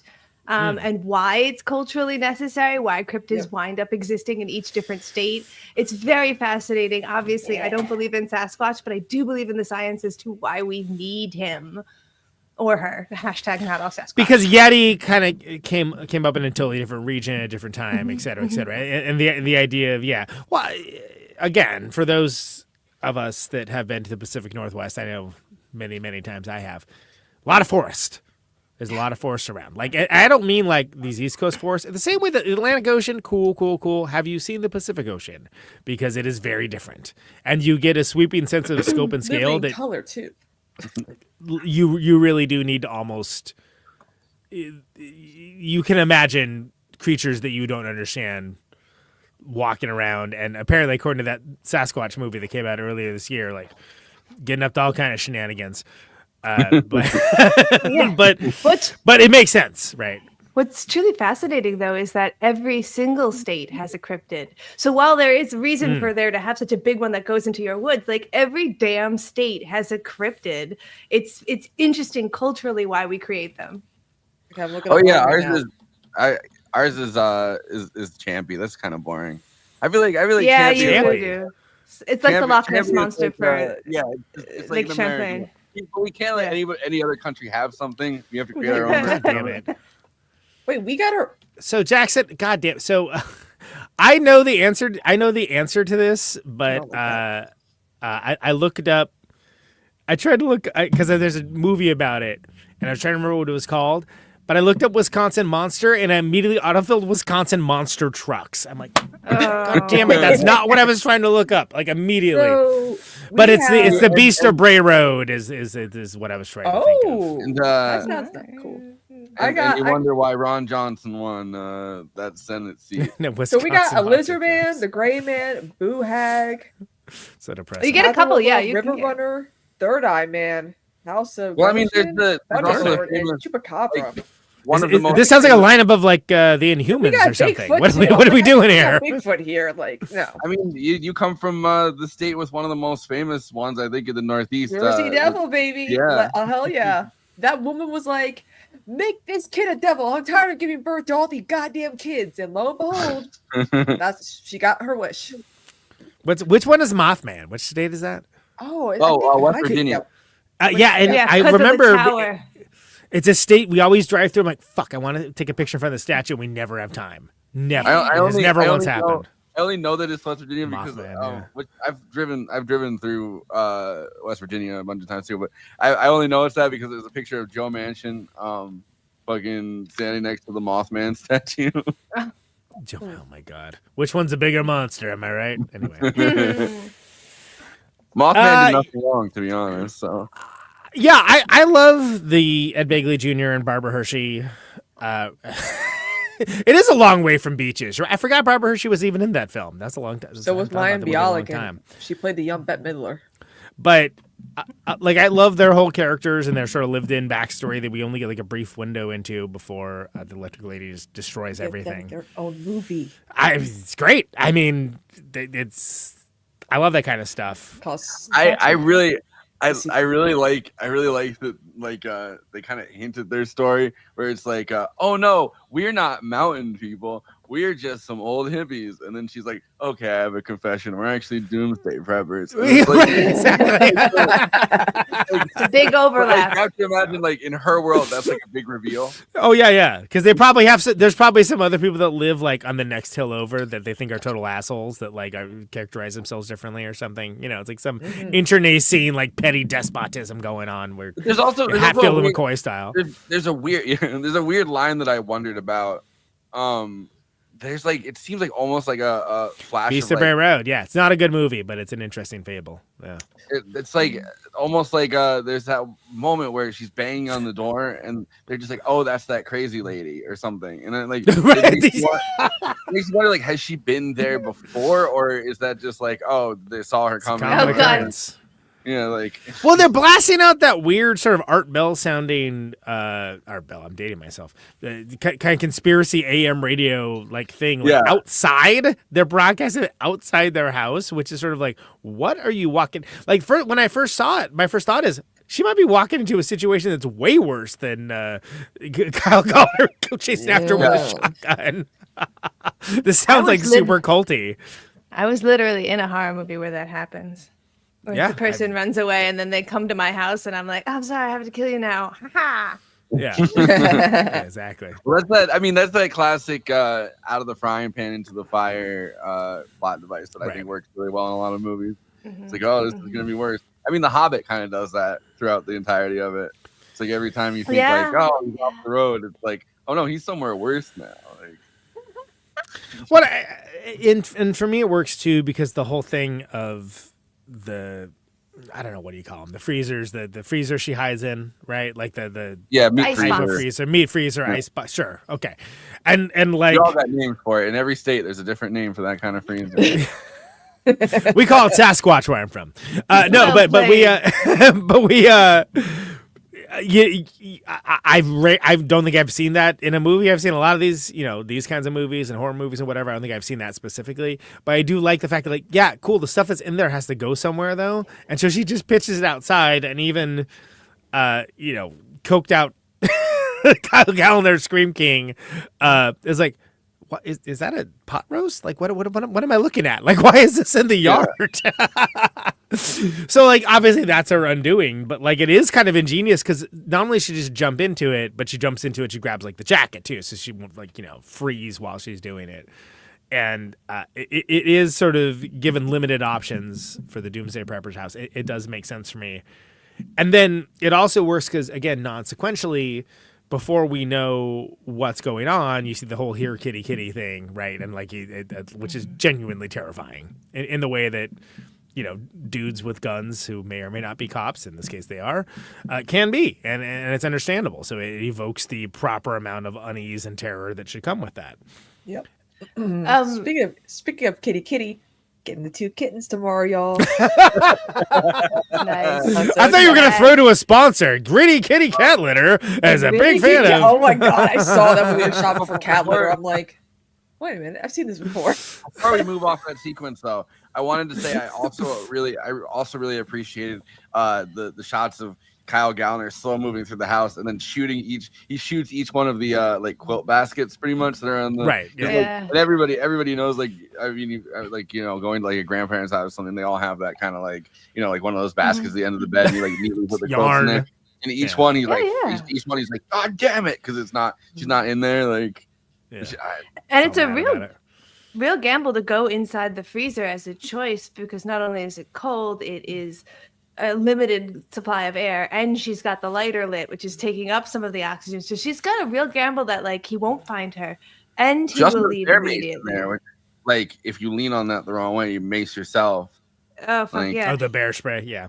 But it was an interesting shift on the expectation, because I wanted her to get found. But you're whenever you're hiding with someone in a horror movie, you're supposed to be like, I hope they don't, and you're like, God, I hope she does. But also, like, I guess this cinematography is telling me I'm supposed to be scared right now, but also, like, I hope they get the serial killer. Yeah. Oh, like, okay. I found myself like like doing the thing that people do when they watch horror movies, which I didn't particularly like. I think Kyle Gallner does a great job, but like, I kind of hated that character. Like, he's a hit cop. Like, there's nothing for me to like there. You know what I mean? Like, it's just because he could have been holding it for a friend. But like, but like, hold this for me. There's that moment though, like, I'm doing a thing, kid. I'm sure you like know this a lot. Like, there's certain like sequences where you're kind of talking to like the screen. You're like, come on, don't do this or don't do that. Like, and I found myself being like, dude, she's got bear mace in there. Dude, check the fucking icebox. Dude, check the icebox. She's got bear mace in the icebox. And I felt myself doing that as he's talking to her. And serial killers, man. That whole shtick. And it's like, you're not gonna like make sure there's nothing in there with her. Come on, man. And then she fucking sprays it. You're like, I'm like, you kind of asked for this. Like, you did not check the icebox. She was unconscious. It felt like Bond villain shit. Like, don't explain everything to her. You owe her nothing. Just wait for the cops. Yeah. I mean, he's also under the influence of drugs after having initials carved into him and like giving a paralytic. More cautious about stuff. He should be more meticulous. He's on a lot of cocaine. Very paranoid. I loved the way that you overlaid the Popeye theme onto the sequence of him snorting cocaine. I fucking like, as someone that's a couple times tried fucking ketamine. Like I like, there is this thing where coke like cancels out ketamine. Like I've seen people kind of do that. So it is like a real, like, it makes sense that, oh, there's good, like she just happens to have ketamine in one bag and then coke in the other bag, and then he's like, oh, I need to regain my strength, so he does the coke, and then he's like, I'm back to fucking like full strength, and he's running after her. It's just like, Hey, it's a hell of a drug. I also like how he went from like, oh, I haven't done coke in a long time, I don't touch the stuff, to being like to the bag every 5 Well, because all right, so but there's a moment where the I love dude the line, cop. should I call your sponsor? I love the fucking, what, you want me to call your sponsor? Like There's a line where the dude cop is like, when it mentions that he's been doing drugs, like he's like, oh. And so it's clear, okay, these guys in some level work together enough that he called him in a pinch. He was the phone a friend in this situation, that it's implied that perhaps he has had problems in the past with narcotics and illegal substances. Yeah, completely. I mean, usually like the whole thing, like, oh, I haven't done this in a minute too. It's like that kind of reluctance. When I'm watching a movie or something and I see that, I'm like, yeah, that person has like a problem. Which, I don't know if they had something where like they saw like an NA chip or something like that. Like that would have been a good tell for them to use. That would have been a good tell, but it's also too obvious too. And I think that, again, so I'm in support of those kinds of things, but this movie, inclusive of credits, is 97 minutes. Great. That's perfect for a movie like this. Like, well, I'm just saying, like, going through her wall, like a perfect Freddy movie. You want Conan? I mean, yeah. Well, she's going through the wallet, except for Until the End of the World, of course. I wouldn't have done it more than just like showing the chip or something, like in the in the wallet. You know what I mean? Like, sure. Well, sure. Yeah, I absolutely get it, but I think that there's like, I got it off of like just the sort of you see his face when she says that, and it's like, oh. And like you kind of get it with the reaction. But I don't he's letting it all go tonight. You know, he's letting his discipline drop tonight. What do you guys think about? I feel like I'm always tentative / I feel like it's very provocative to kind of make the connection between real violence and like BDSM kind of stuff. Like I feel like that moves into like very risky territory where it's like, oh well, this is simulated violence or violence to get off versus real violence, and it's like that line for me is always kind of interesting in a movie like this, and I'm like, I feel like it's kind of overdone, but I think it works here. But like, I don't know, there's like a part of me that's like the whole thing. Is it overdone? Is it? I mean, like, I feel like. Yeah, I think. I mean, I don't know. Like, we were living in the post. Like, there's a cartoonish version of it that's overdone. Yeah, for sure. Like, we're living in the post like 50 Shades of Grey kind of world. You know what I mean? Like, oh yeah. I never seen that film, so it makes sense. I think that the representation here is really important because you are showing BDSM in a way more intense way, where like, yes, some people do get this involved, do choke each other to a very intense amount, and it is not assault. The problem here, and I have seen this like with other representations of like not popular versions of sexuality, when you have the character use the safe word and then mock the other character for believing in it, it kind of violates the basic tenet of what keeps that from being assault, that we agree upon these rules and we don't mock them, and that is how we act with one another, and that's really where I felt like that main character became so villainous, and it was a really upsetting scene for me. Yeah, I feel like playing with like the idea of consent is also dangerous in any movie. Like, it's like, oh, I give you consent to do whatever, but then there's a safe word, but then she starts crying.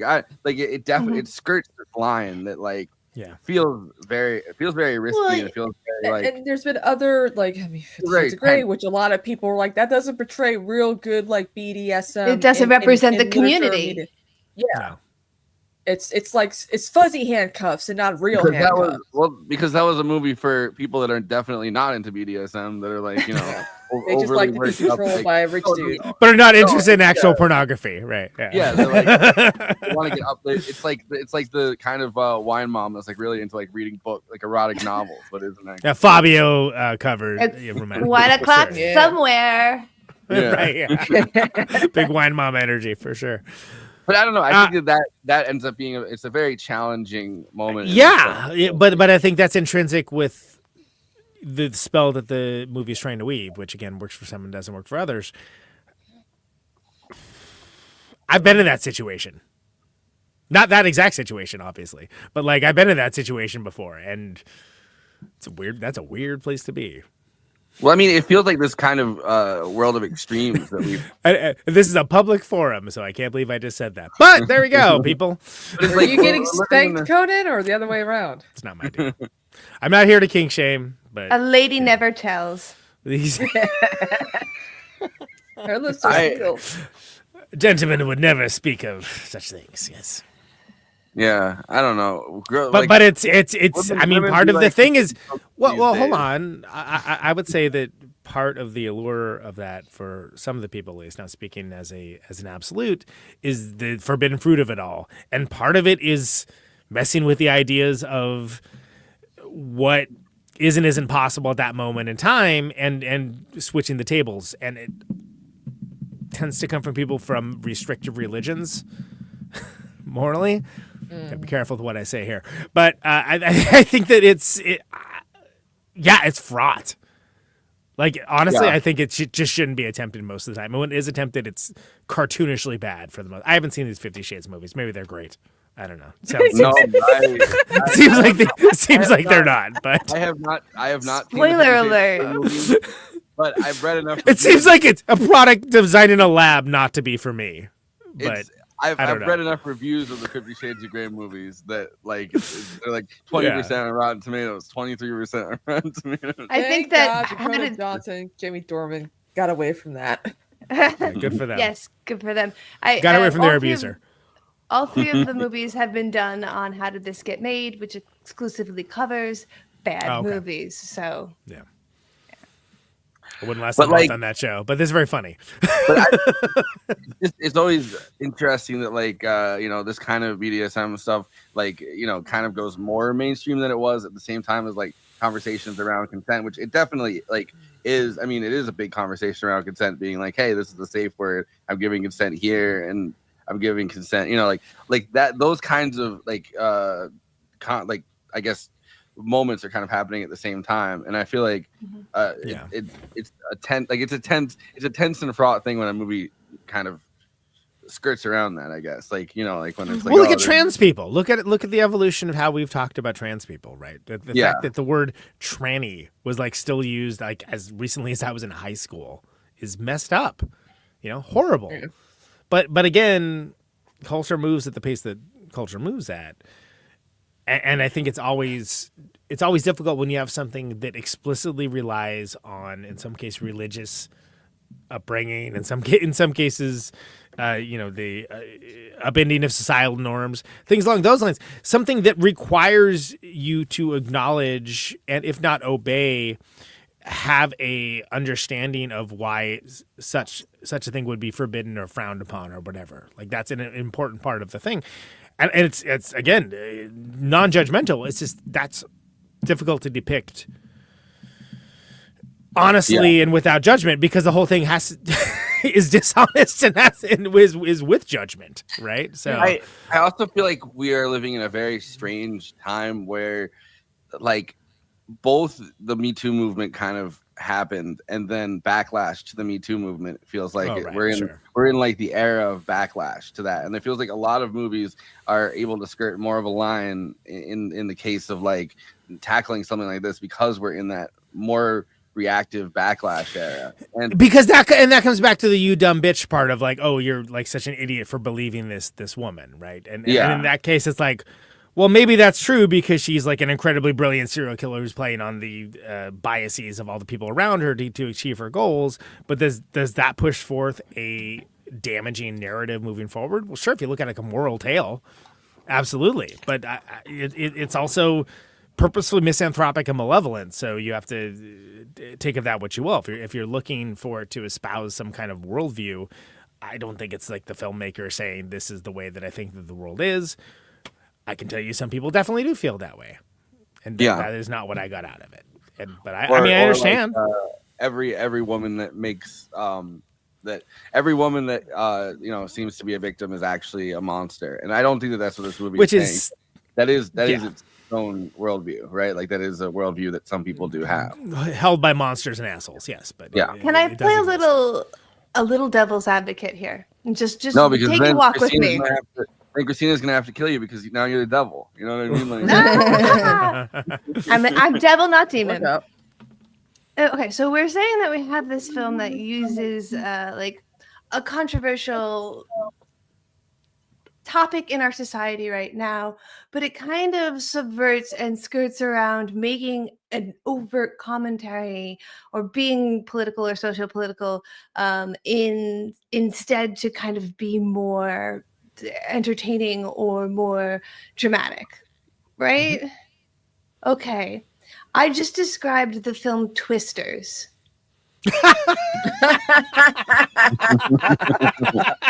And stay with me here. Twisters, because what Jaws to the sharks.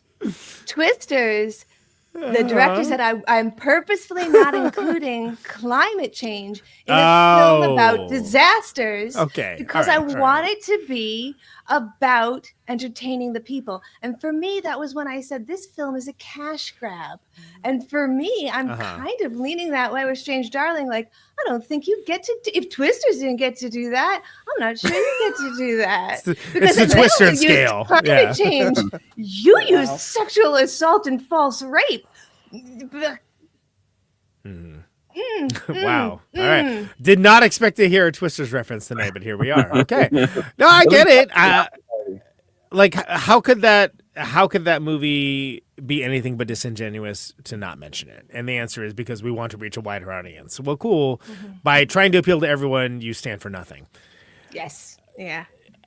I understand that, and I understand that critique. I don't think that's what's happening here, but I also am not coming from the perspective where I expect there to be an ethos put forward.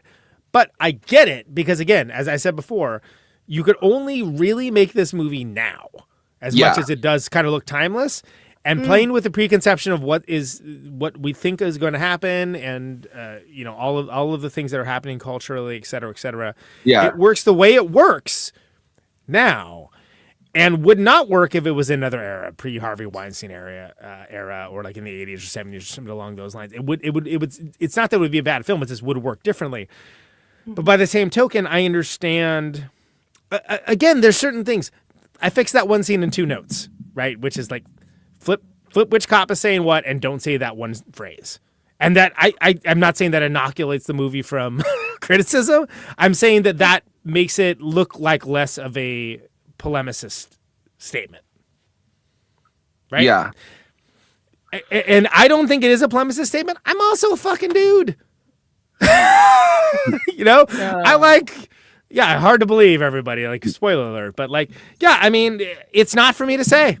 For viewers who are listening, Conan is described as a very handsome 5'11", close to the cup of 6 feet tall, male with a full head of hair and decent bone structure. Ew. Thank you. And underneath his chyron, it says Mr. Snuffleupagus. It actually does. Yeah, it does say that. Yeah. No, but it's a safe word. It is. I lost my shit when I saw that. When I heard that in the theater. By the way, I was like, I was the only one laughing, and like I laughed so hard. Like a couple people got a chuckle. I was like, that's amazing. But whatever. Can I share a strange Snuffleupagus fact with you? Sure. Let's tag this real quick. Which isn't to say that I don't think it means that if you're a guy you can't have an opinion about this movie. I just think it is important to listen to the whys and wherefores, and I think there are some critiques there. This is still one of my favorite movies of the year. It's also been a pretty weak year, frankly. But like, the reasons that I love it are not because of those aspects. I love it in spite of those things. You know what I mean? Like if I was like, you know what I really like? When that fucking cops called her a dumb bitch. Okay, well then I'd be the worst person in the world, right? Yeah. And you would be right to pillory me. Changed my letterbox that said the reason that I like this movie is because the cop called her a dumb.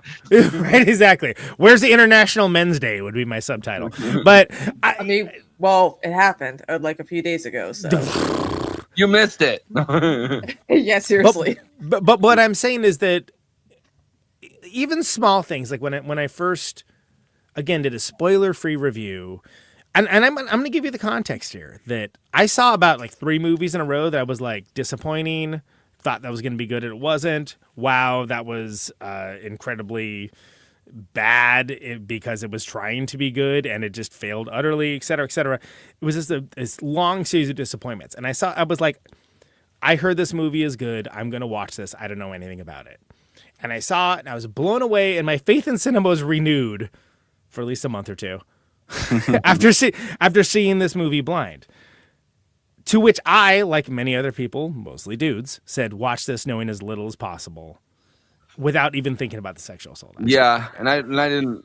Yeah, I didn't think of. Which is not because I'm a monster or like I never think about that thing. Or a demon.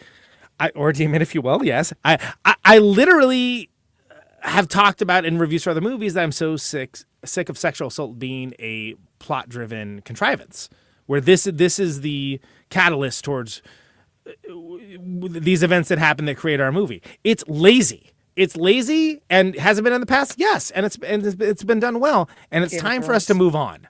Yeah, it's time for us to move on culturally for it. Caveat with that, I think it does work here, but I think it does need a warning. And I didn't even think about that. And one of the reasons why I wanted to say as little as possible about it, because I didn't want to spoil, for me, what is something I used to get out of M. Night Shyamalan movies. Where it's like, oh, this is so different and cool, and I can't believe that they pulled this off.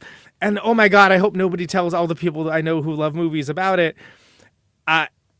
And it's harder to do that now, and it's definitely harder for something with subject matter of like this. So I think that there are. I think it's okay to love this movie and be excited about it, to understand that it, like many pieces of art, are flawed in its creative process and flawed in its delivery system. And I think it's okay to be able to overlook those, and it doesn't make you a terrible person or aligned with the worst people in the world. See The Northman, by the way. My favorite Robert Eggers movie, which all of the worst people in the world love The Northman, which is literally all anybody would talk about around that time period. Mm-hmm. And that's too bad, because it is his most fully realized movie. We haven't seen Nosferatu yet. And insanely good, and because a bunch of people that are like, oh, a bunch of white supremacists like this movie.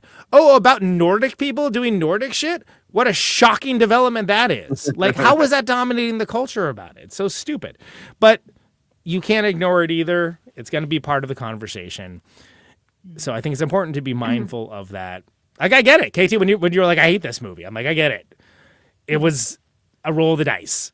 When I decided to put this in the docket, and it was me, my choice only. I was like, I want to put this in the docket. I'm worried, if you'll recall, I was like, I'm worried I'm going to be the only one that likes it. But I love it. And I know why I love it, and I can see why people wouldn't. And I said to a bunch of people, because you're right, the dialogue around go in as blind as possible, I think people were afraid that they would say, like, the it's a rape, but it's a false rape scene, because they'd want to contextualize telling you there was a rape scene in there. But like telling people that there's a sexual assault scene is really, really important. If I had seen this in the theaters, I would have had to have left and would not have been able to watch the end of this.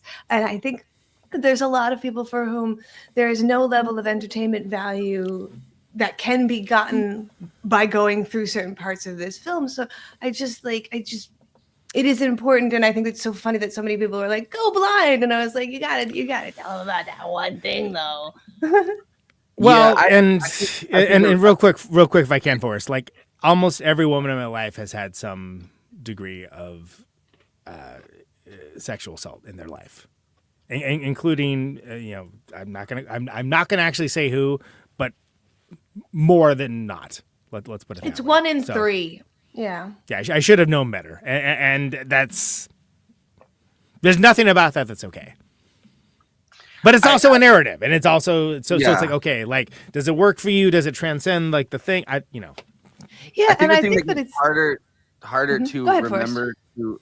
I think the thing that gets harder to remember to make the point about like something like this is the fact that no actual like rape took place on screen. Like, I feel like I would have the thought, hey, I need to possibly mention that if you actually had seen somebody get sexually assaulted, the fact that I agree with what you said about needing a trigger warning. I'm just saying like the reason that it wasn't thought of as like, oh, maybe like, we should say something about this. Another part of it is that there's no, like, it The doesn't take place on context. screen, right? Like it's harder to remember, like, to make that point when it's something that kind of happens. It happens fast, and it's not something that you like see in front of you. I mean, I think that the whole sequence where the BDSM stuff can also be triggering, and I would think of that more like faster than I would think of her, pretending that she got raped to get out of.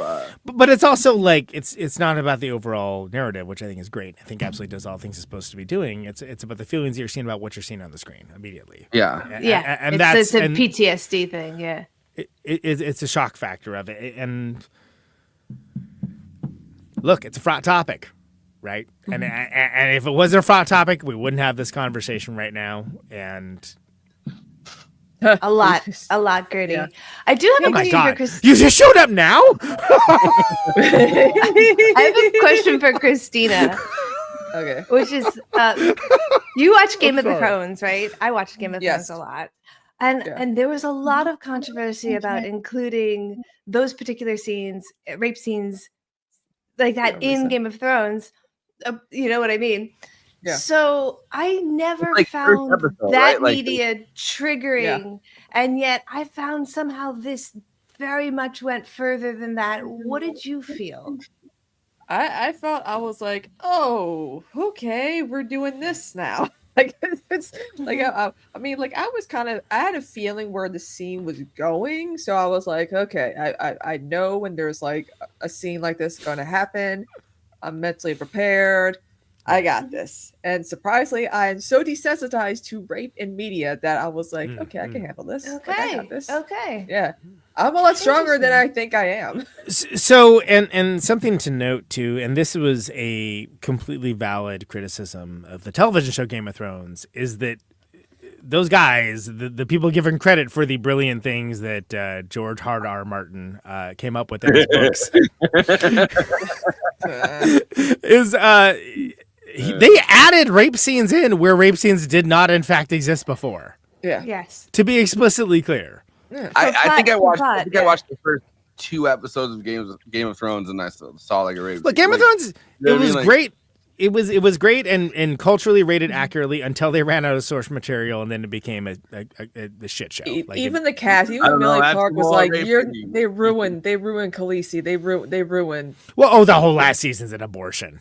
I mean, it's what last season? What are you talking about? Yeah, exactly. I blocked it from my memory. There was one amazing episode, and the rest of it is trash from the trash can. And as I've said before, that debuted at the exact same time that Twin Peaks: The Return came out, and you could not have drawn an artistic parallel more distinct than just like, oh, you little piggies want this? Here it is. This is the thing you want, right? This is the stuff you want, huh? Versus whatever it is David Lynch did with that amazing series. We're out of source material. What should we add? Add some more incest and some more rape. Okay. All the dragons. Nothing will make sense anymore. Characters will not act as they have the entire story. Sure. Yeah. Can we get the dragon to rail? It's like the whole second season of House of the Dragon. It's like it was just a filler season. Like they were just when are we going to war? Oh, season 3 we're finally going to war. Okay. Did you ask if the dragon could blow rails, Forrest? Is that what you asked? No, I said can the dragon? I said can the dragon rail anybody? Like I was like, can we get the dragon to fuck? You know what I mean? That's I mean, the dragon can blow rails. It has a nose. Because I feel like someone was blowing rails in that season. That's all I'm going to say about it. Wait, KT, you got Snuffleupagus fact, right? Oh yeah. Yes. Give us a Snuffleupagus fact, please. Snuffleupagus. They used to store the costume for Snuffleupagus like opened up, spatchcocked in the ceiling above them when they weren't using it. So when you would act, you would look up and you would see his like open carcass, like in that scene in Silence of the Lambs. I was watching. I was like working Snuffleupagus carcass. Holy shit!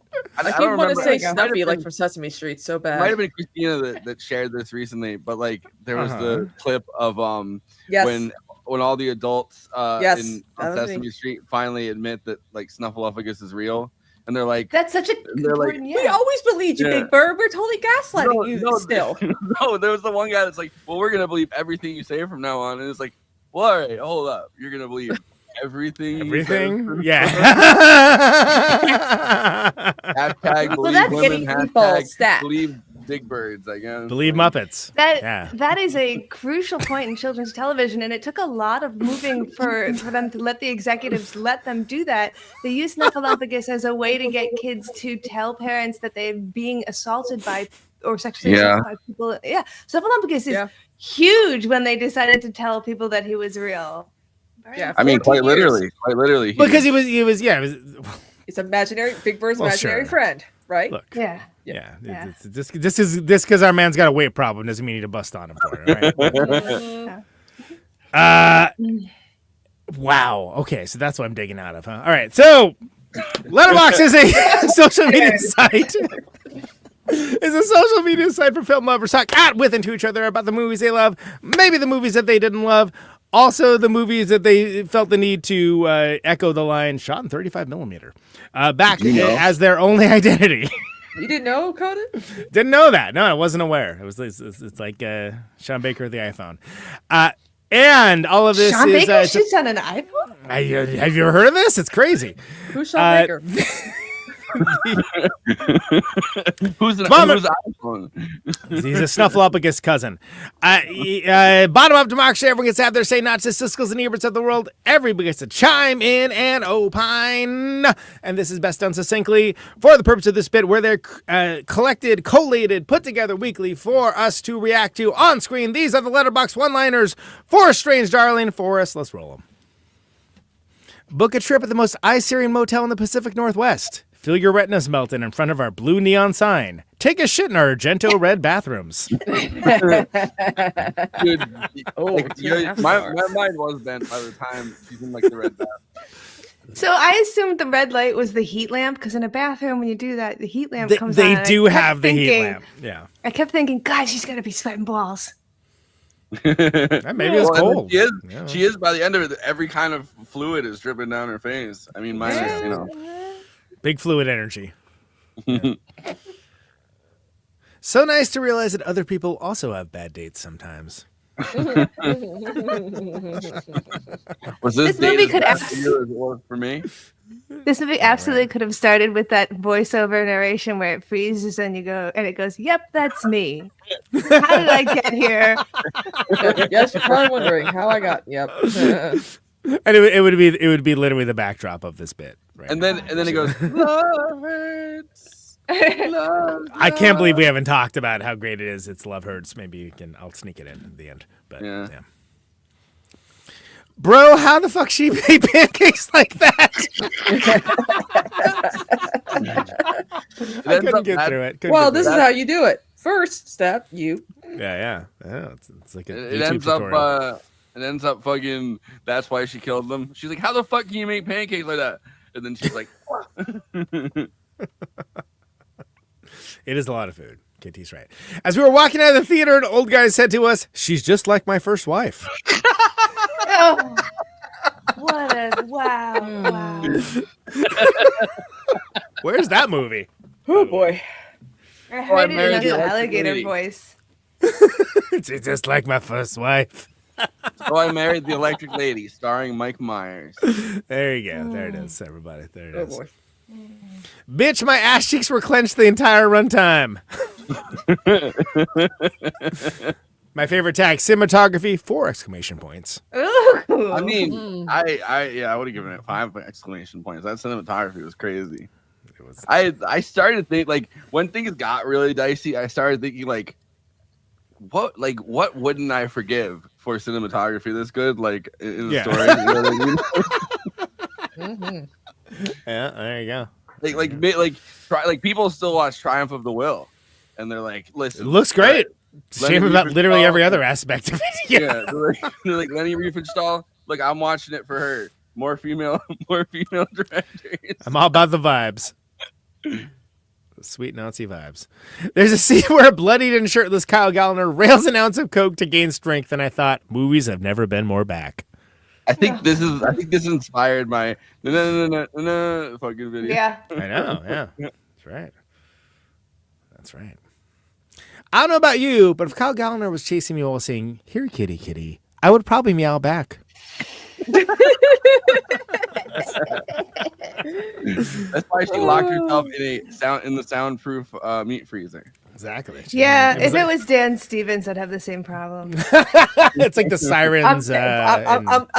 I'm holding space for Jonathan Bailey, even though he's gay. So there you go. Imagine this movie though with Dan Stevens as the Kyle Gallner role, like that.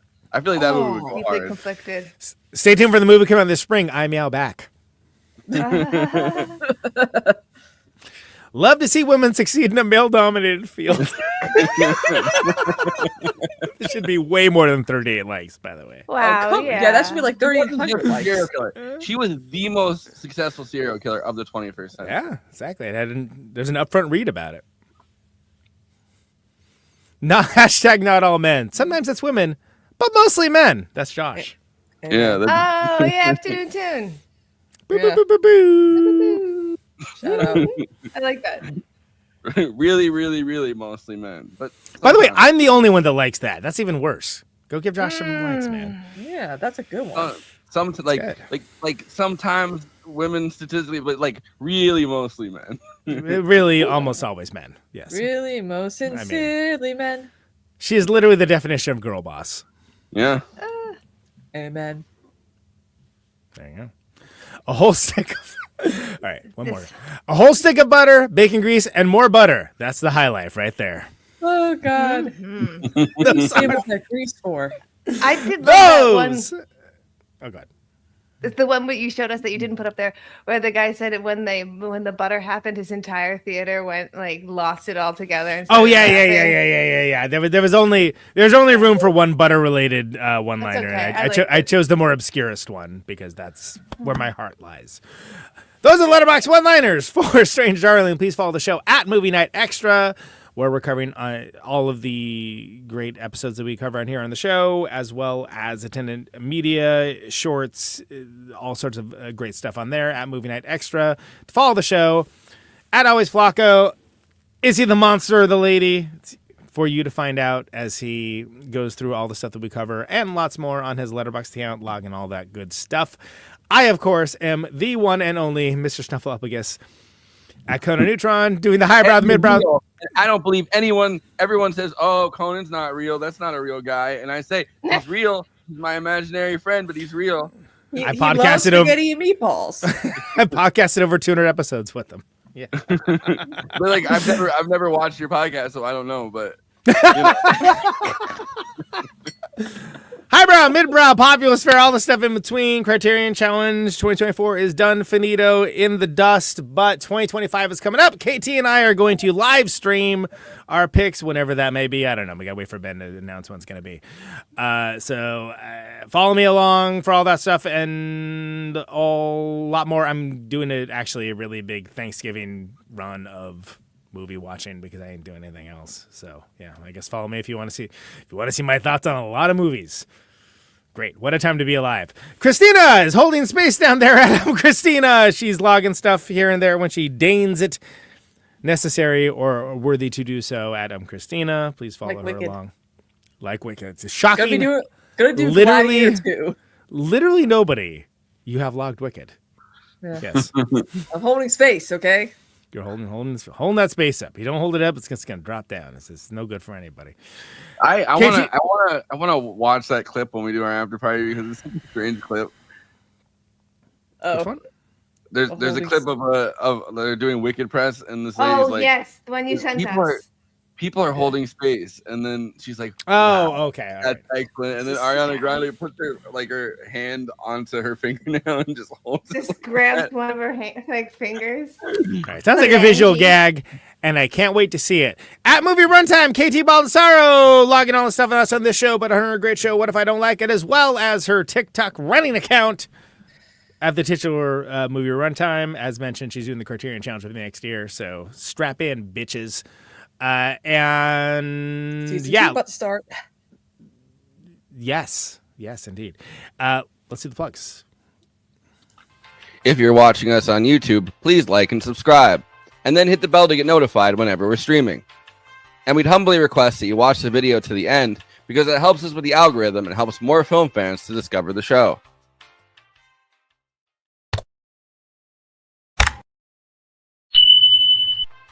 We're also monetized. If you want to get your chat questions definitely read on stream, you can always send us a super chat, which will help us keep the show going. Every cent helps.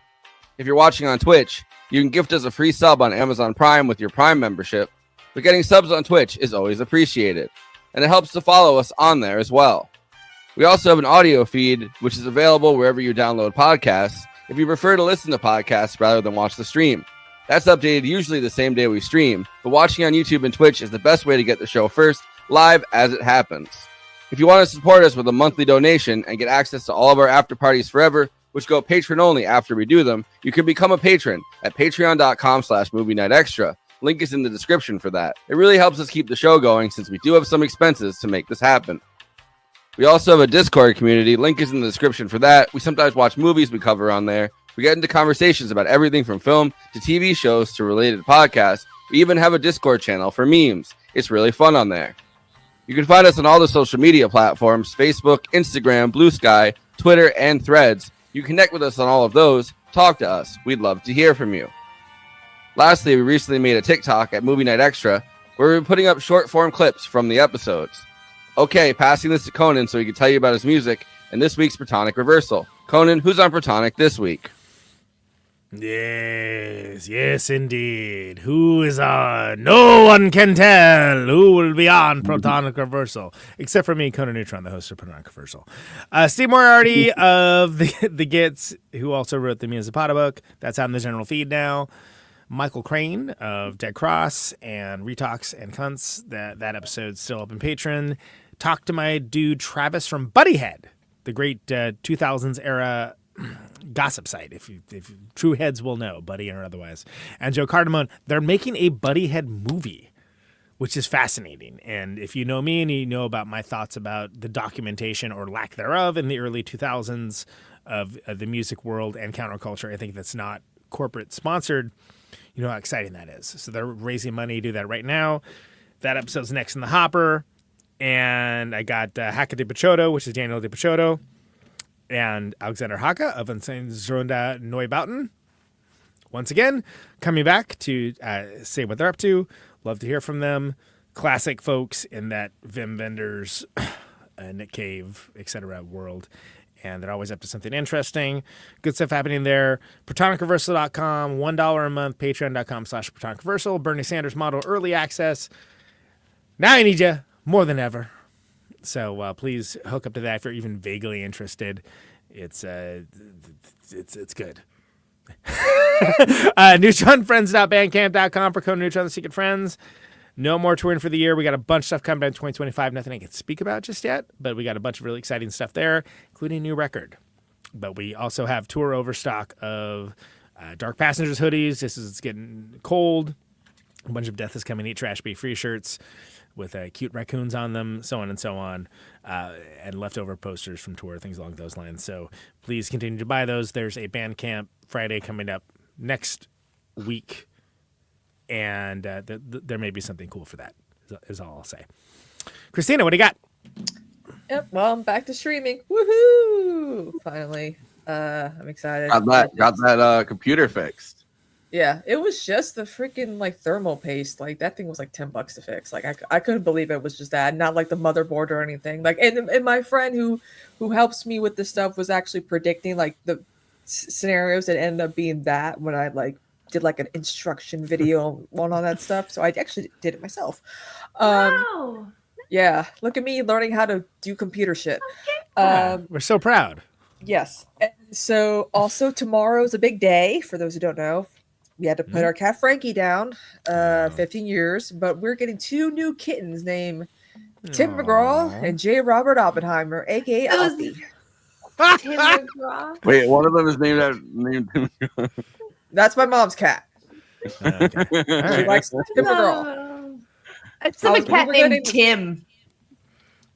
Yeah. Hey, Tim, get in Oh, here. Timmy. It's Din Din. Come on in here. I was gonna. I told her we should name him Smokey Robinson, but she didn't want. Even though he has we're getting one that's more fluffy and one that's more short-haired. I'm keeping the short-haired one's mine. The long-haired one's hers. But we got everything all prepped for them. We got their food. We got everything ready for getting them tomorrow. They'll make their debut on stream. Maybe I'll do a Thanksgiving stream. But Friday, my mom and I are decorating the living room for Christmas because I got a Christmas party coming up in December. So you'll see the kittens then. Wow, at least give them a chance to get situated before you make them a star. Jeez. Well, influencers right away. It's gonna be exactly. Gonna make a TikTok account for them. Like, come That on, makes me kittens, think of. you need to prove your worth. You need to make some money. Yeah. I need to work, kid. And then, of course, Saturday, Shadow Saturday, we're going to continue watching Dark Shadows. It's been a while, and I'm looking forward to that. I miss my Shadow Saturdays with my Twitch community. Nice. I was You're actually gonna miss those surprised shadows. I was surprised how well the laptop worked when you weren't, like when you weren't streaming or whatever. Like, Yeah. Well, what I do is I just have it. I have like one of those like USB things that has like all different types of USBs. And so what I did is it had the Ethernet thing. So like I hooked up my Ethernet that would direct to my PC to the thing that hooks up to my laptop. So I was getting direct internet. There you go. Word. That's the Direct story of internet. Jesus. No, with Jesus, they plugged it into his hands.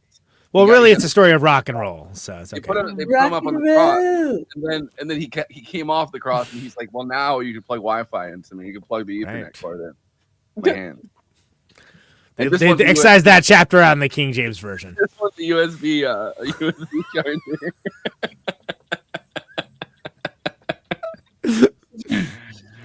KT, what do you got?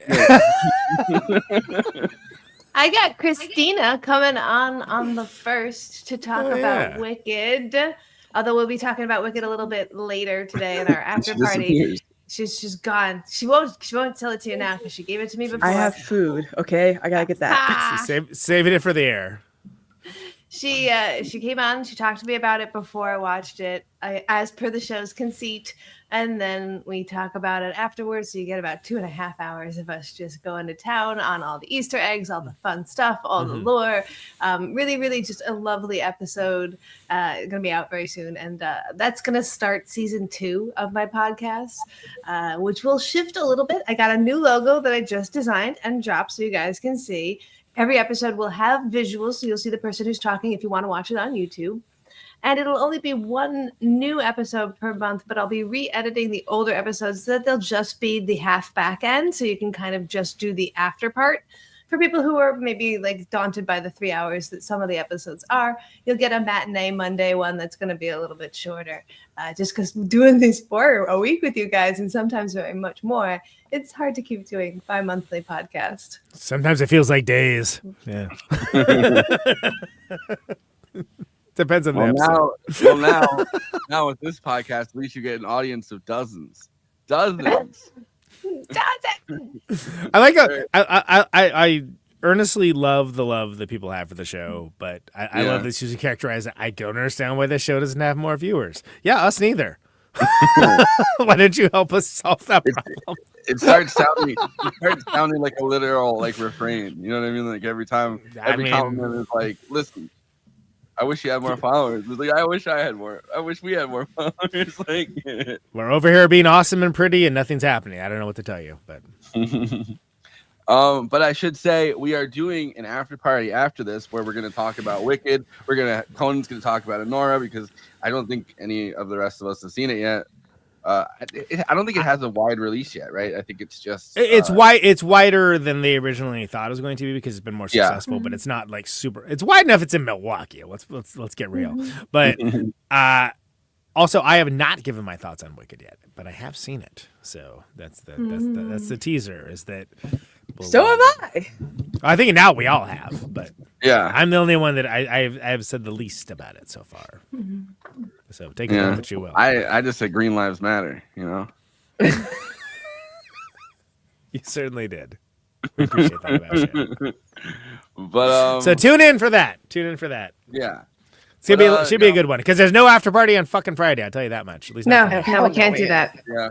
Not right after the holidays. Weekend. Like, Uh-huh. We're doing the substance with Renee though. It's gonna be great, but don't expect an after party. And don't expect any extra activator fluid or any of that extra food. I'm not giving you. You gotta watch the show in order to get that. Respect the Probably more balance. views. Yeah. Exactly. You know, you're one. You're the same fucking person. But let's dive into those final thoughts. I'll start with Kristina. Kristina, what are your final thoughts? Remember, these are the last things you'll ever say on This movie, cool. So I thought this film was rather interesting. I liked how the sequences were not in order, which it makes you really think about what's really going on. I also like the epilogue the epilogue. I did enjoy the cinematography and the use of color, the use of setting the mood, how intimate this film was actually shot. Because it was on, I didn't know. Did you know 35 millimeters? But, I hadn't heard that.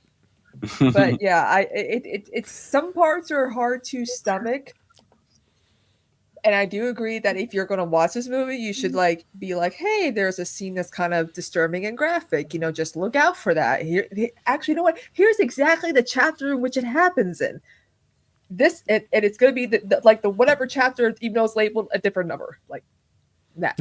But it's actually kind of handy if you stop and think about it. Yeah, very handy.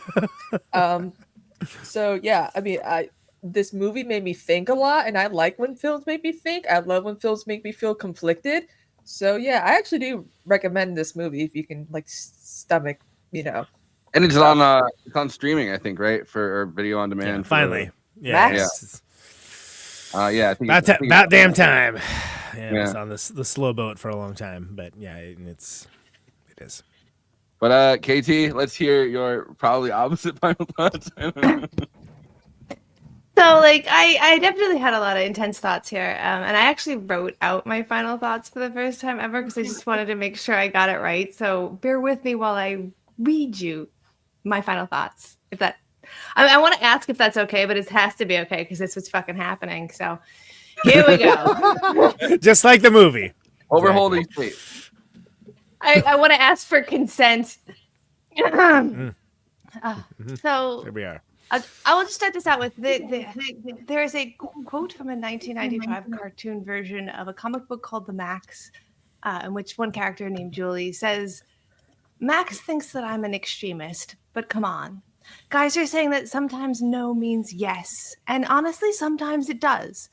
But I don't think any guy that's pulled himself off of a crying woman has been confused for a second about what she wanted." Strange Darling is undeniably an ambitious psychological thriller featuring strong performances and striking cinematography, and it would like to perhaps introduce an option where any guy could be unsure if a crying woman wants what's happening, and it does so perhaps for the sake of plot without the willingness to back up that use with a firm message. In this way, its narrative choices raise significant concern for me, and the trope is deeply troubling, not just for its perpetuation of harmful myths, but also perhaps for its potential to deeply trigger viewers like myself who are sensitive to this kind of issues and sexual violence. The film's attempt to frame itself as inspired by real events kind of amplifies this for me. By blurring the lines between fiction and reality, I worry that it risks normalizing dangerous stereotypes about victim blaming and false accusations. The choices there made me wonder about the lasting impact it might have on audiences, especially in an era where these narratives carry real-world consequences. While thematically Strange Darling does echo films like Blue Angel, where destructive relationships and power dynamics between men and women drive the story, where Blue Angel provides a tragic and complex exploration of obsession and societal downfall, Strange Darling feels more exploitive than insightful and fails to adequately critique or contextualize its darker elements. I worry about the lack of content warnings surrounding these films for heavier themes. And while some may praise it for pushing boundaries, I do believe that filmmakers have a responsibility to handle topics like this with care, and a lack of foresight in seeing how such narratives may affect viewers risks causing unnecessary harm. Despite its technical strengths and some creative ambition, Strange Darling left me questioning its intent and impact. And stories that tackle complex and painful subjects should strive to engage thoughtfully and compassionately, and when they don't, they cost the viewer's trust and their well-being. And personally, for me, I wish I could unwatch this movie. Sorry. No, it's all good. I mean, we're saying whatever. Makes for a whatever better conversation. This whole podcast episode was, good for conversation. Yeah, no, I do agree. Like the acting, my God, the acting that they did and the fact that they did it with the limitations of the time and the space and the places that they were willing to put themselves. I want to credit that. I want to say, like, it is not without its merit, but for me, I do struggle. I mean, I get that, and I think when a movie is goes out of its way to be provocative, I mean, it's kind of asking for both reactions, right? Like it's asking for people to be like, "Listen, I loved it," or "I couldn't stomach it." Like those are the two, like the two poles, I guess, that any provocation in culture goes for. Yeah, Conan, let's hear those final thoughts. Yeah. Okay, so this is a taut and fast-moving, very misanthropic thriller that plays with your expectations very expertly, to my taste. It centers what looks like a final girl and a male serial killer, and it turns out the lady is the killer. And to me, I feel like this is pulled off very well with a very raucous, well-filmed, out-of-sequence narrative, and it lands a surprise. As I mentioned earlier, I do actually think that going in blind is important for the surprise of that, but I think it's important to mention, especially for people impacted by sexual assault, that they may not want to engage with it. And I did not think about that in my excitement for seeing something that was very thrilling for me, especially in what we'll just call a lean time for movie watching for me. And I agree that should be mentioned even if things are not what they seem in this narrative, and I think it's a fair point. I've bagged on other movies in the past for using sexual assault as a plot point. I don't like it. I think it's usually hacky and unnecessary, and for many people, it's a full stop. Get it. It's not for me. But I understand what it is. I think, as I said before, the scene with the two cops where the freezer could be improved by the lady cop and the dude cop changing places. And usage of the specific words, "you dumb bitch," essentially damns this movie for all time for a lot of people. And I can see where it would look like propaganda for not believing women. And I understand that people do equate that part of it with being just blatant misogyny, the MRA movement, fill in the blanks of anything else, and his immediate dismissal of it as art. Personally, I'd cut it. I'd not only cut it, I wouldn't shoot it. But I noticed on rewatch more than others as a gaping sore with this movie. And I think it's a scene that only works with decades of horror movies and thrillers behind us, with institutionalized misogyny being so prevalent.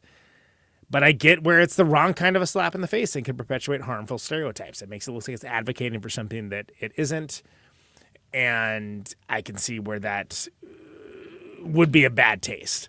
So I can't speak for the taste of others. It's a black mark for me, but not a deal breaker.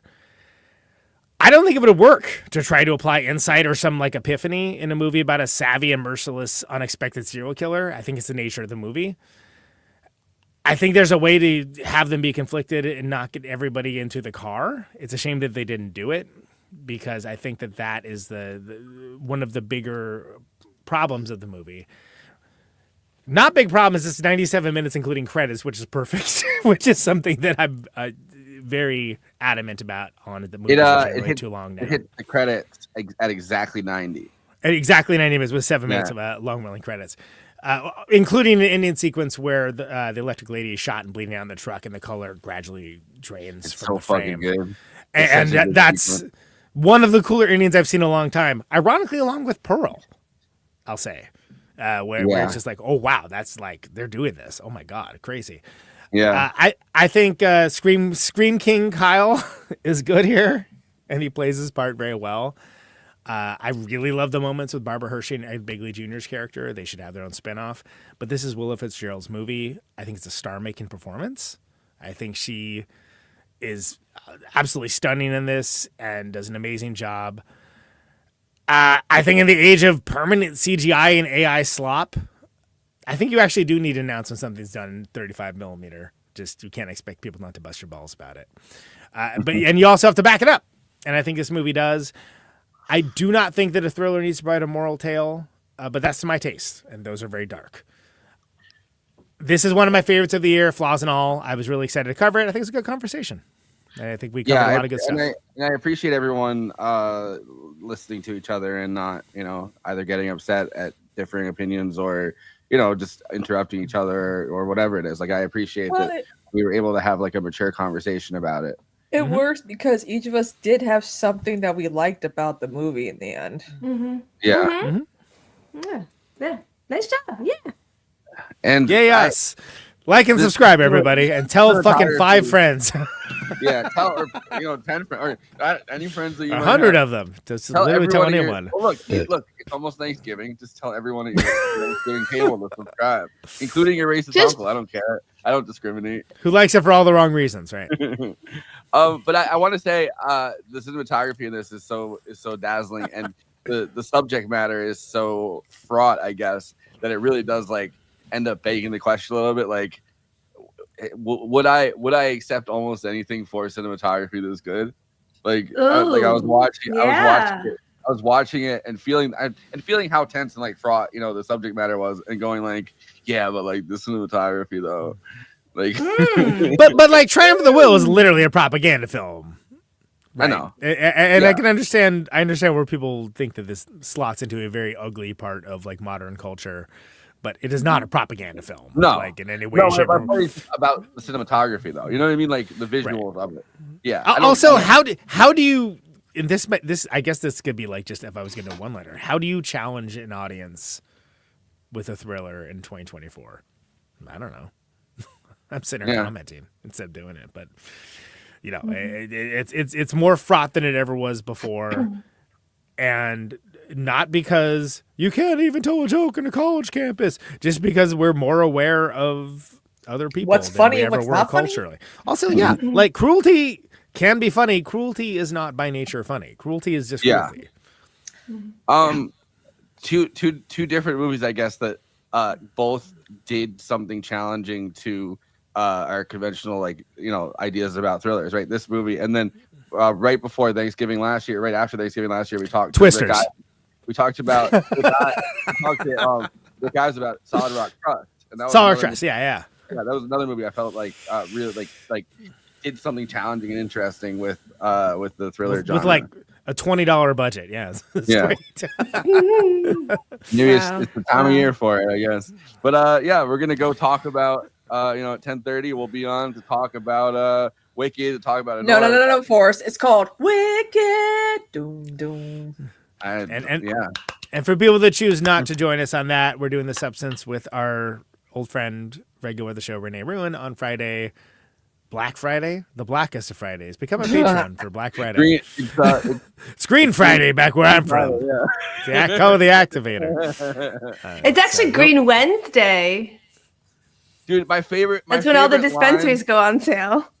My favorite line in the entire movie of Wicked, by the way, is just, I think it's Bowen Yang, the guy from SNL, that says it. In the background, he goes, "I don't even see color." When Alphaba walks. Oh yeah, good. That's a good line. Yeah. All right. So if you want to hear discussion of Wicked, which now all 4 of us have seen, but I have not yet given my opinion on.